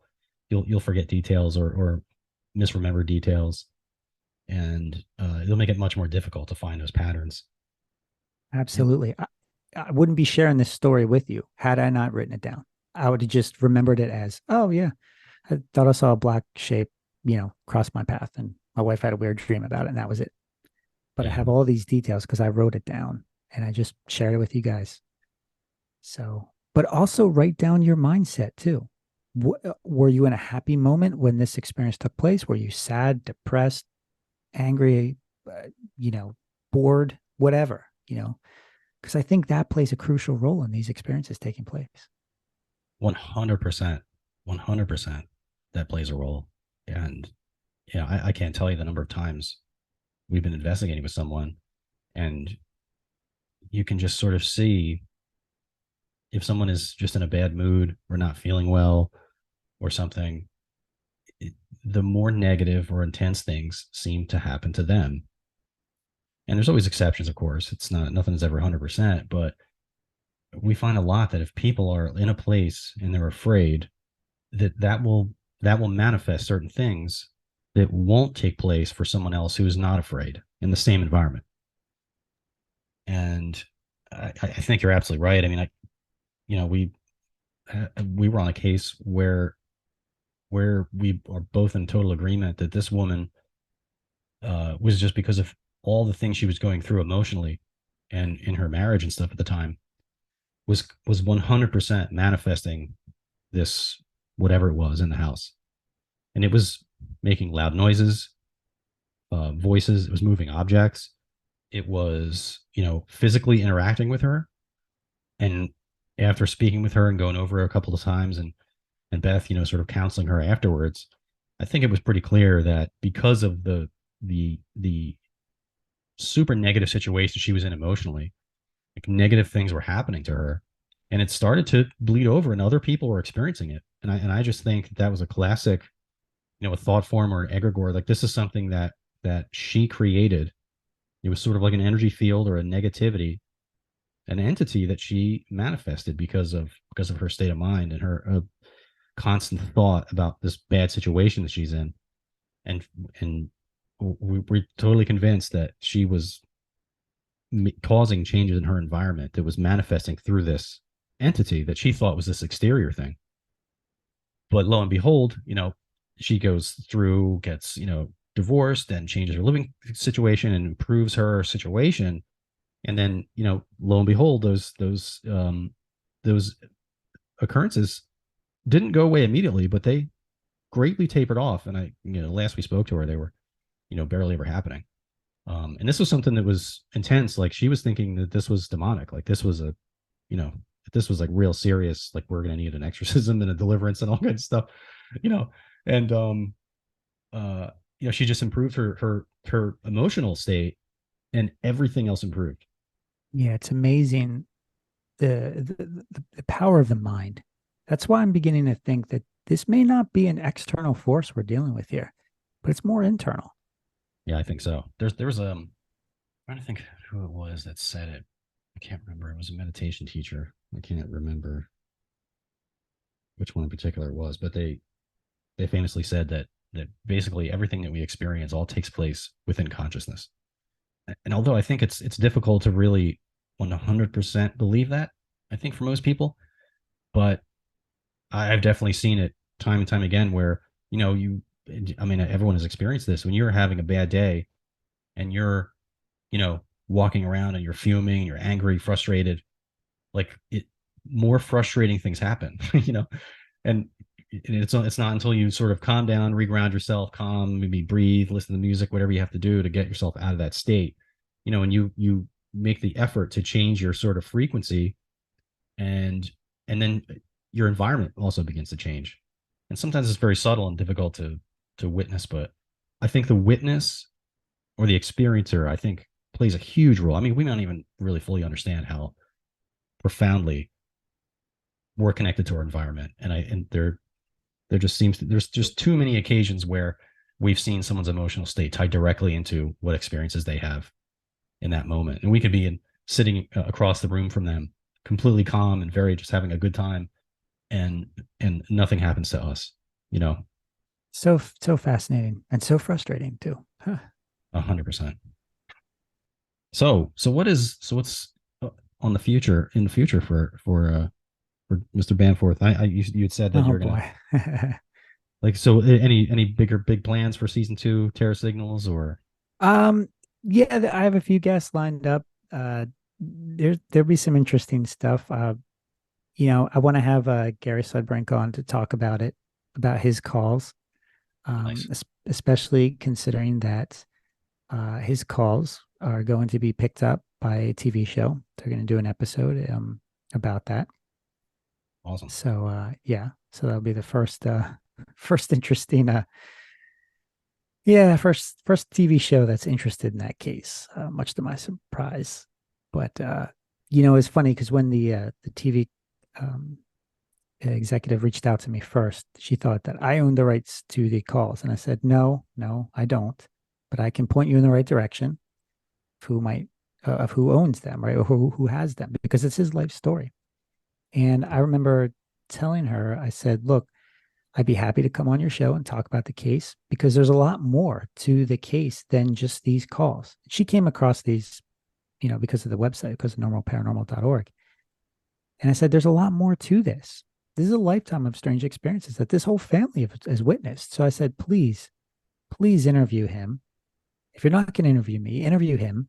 I mean, you should interview him, but most importantly, but get the whole thing in context, right? Don't just play these clips because they're unusual, but listen to the story. I'm more interested in people's stories, their whole lifetime of experiences, because I think it all relates. And when I am contacted by an individual, it may start off as just one story that they want to share with me. And then that one phone call ends up being a lifetime of phone calls of just all sorts of strange stuff that they're continuing to experience. Shane Sovar is another one. He's the one who had the Men in Black caught on camera. That little clip went viral that's on right, the yeah, in internet. Canada, yep, Yeah, to this day, Shane and I are still really good friends, and it was because of that experience. He shared it with me, And it turns out that there's a lot more to his experiences. And that's what I'm trying to stress to people is look, certain families, they deal with this on a daily basis, on a regular basis. But we can't just be focused on just that one moment in time. We have to be more open to listening to their whole story. There was one lady who just messaged me a couple weeks ago, and she said, "Hey, I have a few strange stories I'd like to share with you." Well, it turns out she has photographed and videotaped a wide range of UFOs, and some of these clips are very impressive. And some of them I forwarded to you. Remember the glowing orb? Oh There were yeah, like there were like three of these. This is this woman. yeah, very interesting videos. Very interesting. So I sent those clips over to Paul Carr with the API investigative team, Aerial Phenomena Yep. Investigations team. They do excellent work over there, an alternative to MUFON and National UFO Reporting Center. But they looked at the evidence and they thought, okay, this is really profound. This is interesting. They're still doing their analysis, but the early analysis is pretty intriguing. Now, they could come back and say, hey, we figured out what this was. We don't think it's something unusual. And hey, great. I'd rather we be able to explain away these things under usual circumstances than unusual, unexplainable, you know, pretenses. But Yeah. we got to look at the evidence and we have to consider the whole lifetime of experiences. Okay, what could have triggered this? To us, it looks like a glowing orb, right? But maybe that's not what it is. Maybe this is a different form of a UFO that has taken place. Maybe it's not what we think of as a paranormal type phenomenon, but maybe this is attached to the UFO realm. Or maybe that's our downfall or our downside is we're putting labels on these things.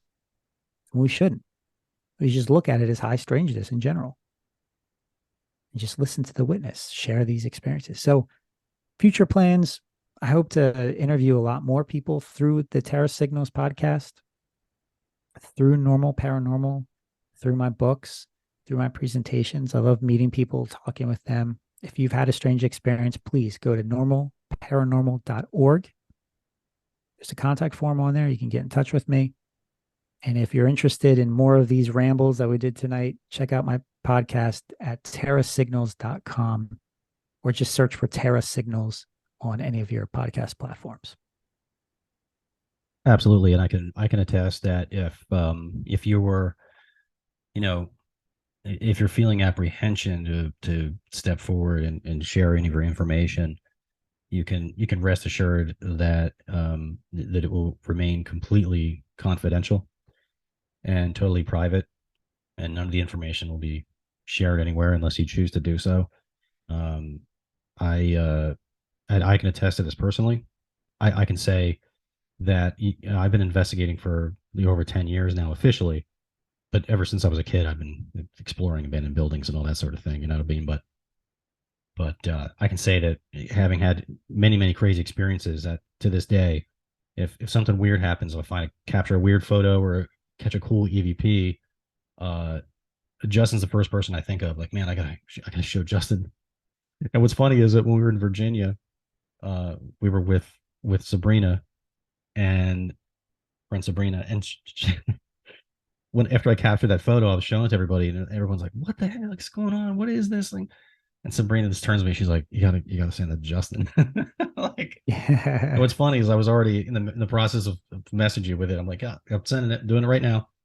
Um, but yeah, I just want to drive the point home that you know that you can trust your information with Justin because he'll keep it close to the belt and won't share any information or names or locations or anything like that unless you want it shared. And Yeah, exactly. he wants to hear the story, document it, get the details, um, for the sake of tracking this, whatever this is that we're talking about, right?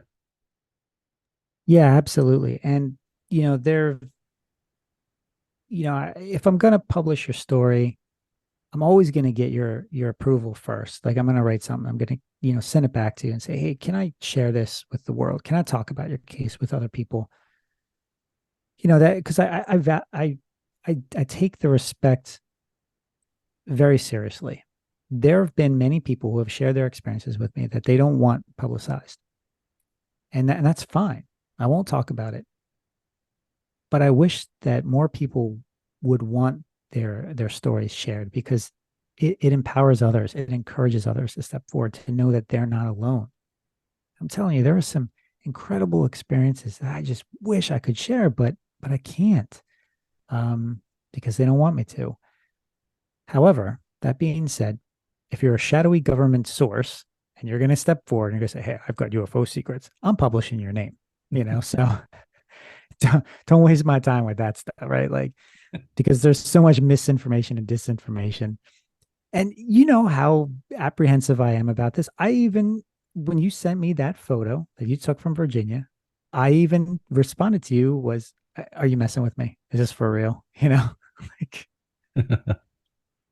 because it was just, it's such an amazing photograph that it Yeah. sometimes it's hard to believe this stuff is really taking place. For those of you out there who are listening to this, what Mike captured looks like a translucent alien entity in a field somewhere in Virginia. That's what it looks like.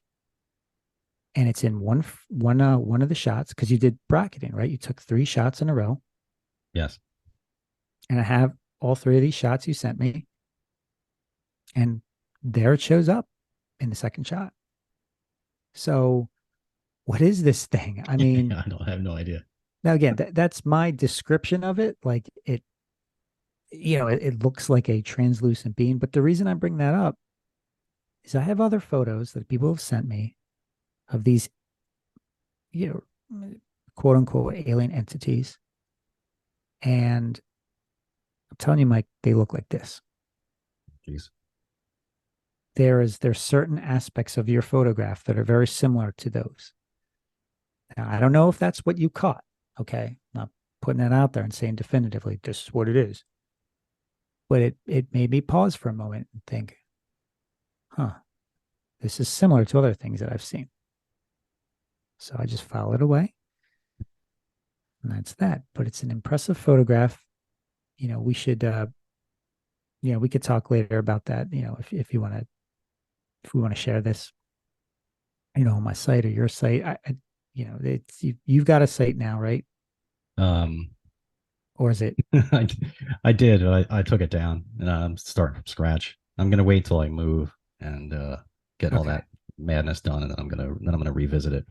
All right. And I'm also gonna be doing some short video content clips Okay. just for that purpose. For when I find something that really doesn't translate to audio, uh, then I'll go into a video, be on YouTube or somewhere, so that I can actually share this, and so the listeners can actually see it and see what we're talking about.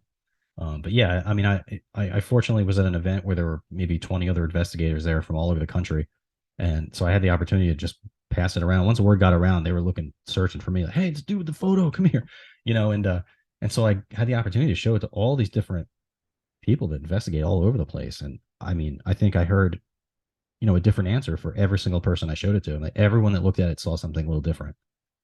Hmm. Um, Personally, Interesting. I have no idea what it is. I don't have the slightest clue.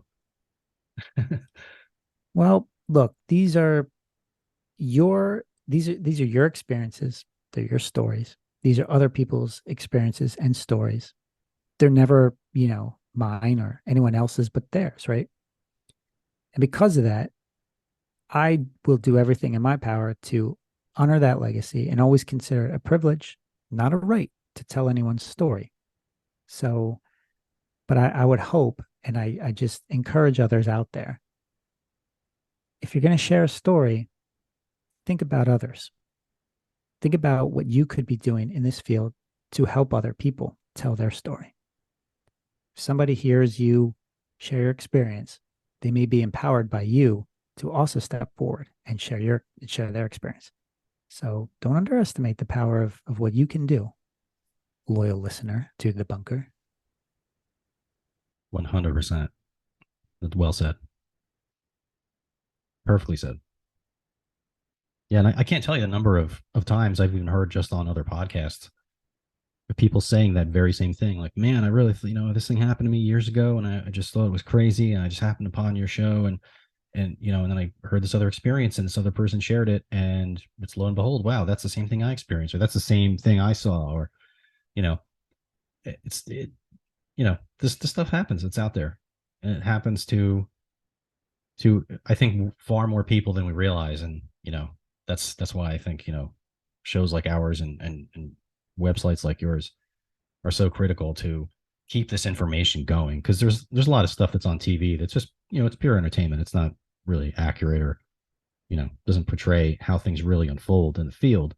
But when you have people telling their own stories in their own voice, and relaying how they felt, the circumstances around which this thing happened, that's next level for me. That's the purest form of moving this field forward for all of us, and to get more people, like you said, to come forward and share their stories, because they're holding it to themselves because they think they're crazy. Their whole family thinks they're crazy. They're not going to tell anybody. It's not like you call the cops if your house is haunted. Like, they're not going to do anything. You know, and so people suffer in silence, and it's a shame. Well, you're doing good work, my friend. So keep it up. Keep producing these shows. I'll keep writing about this stuff as long as people want to share their stories with me and experiences. So thanks again for giving me the opportunity. Yeah, thanks, man. Thanks for coming on, as always. And yeah, we're just gonna keep sharing super weird experiences with each other and with the listeners. Yeah, I just want to thank everybody for coming down into the bunker. Stay weird, everyone. We'll see you next time.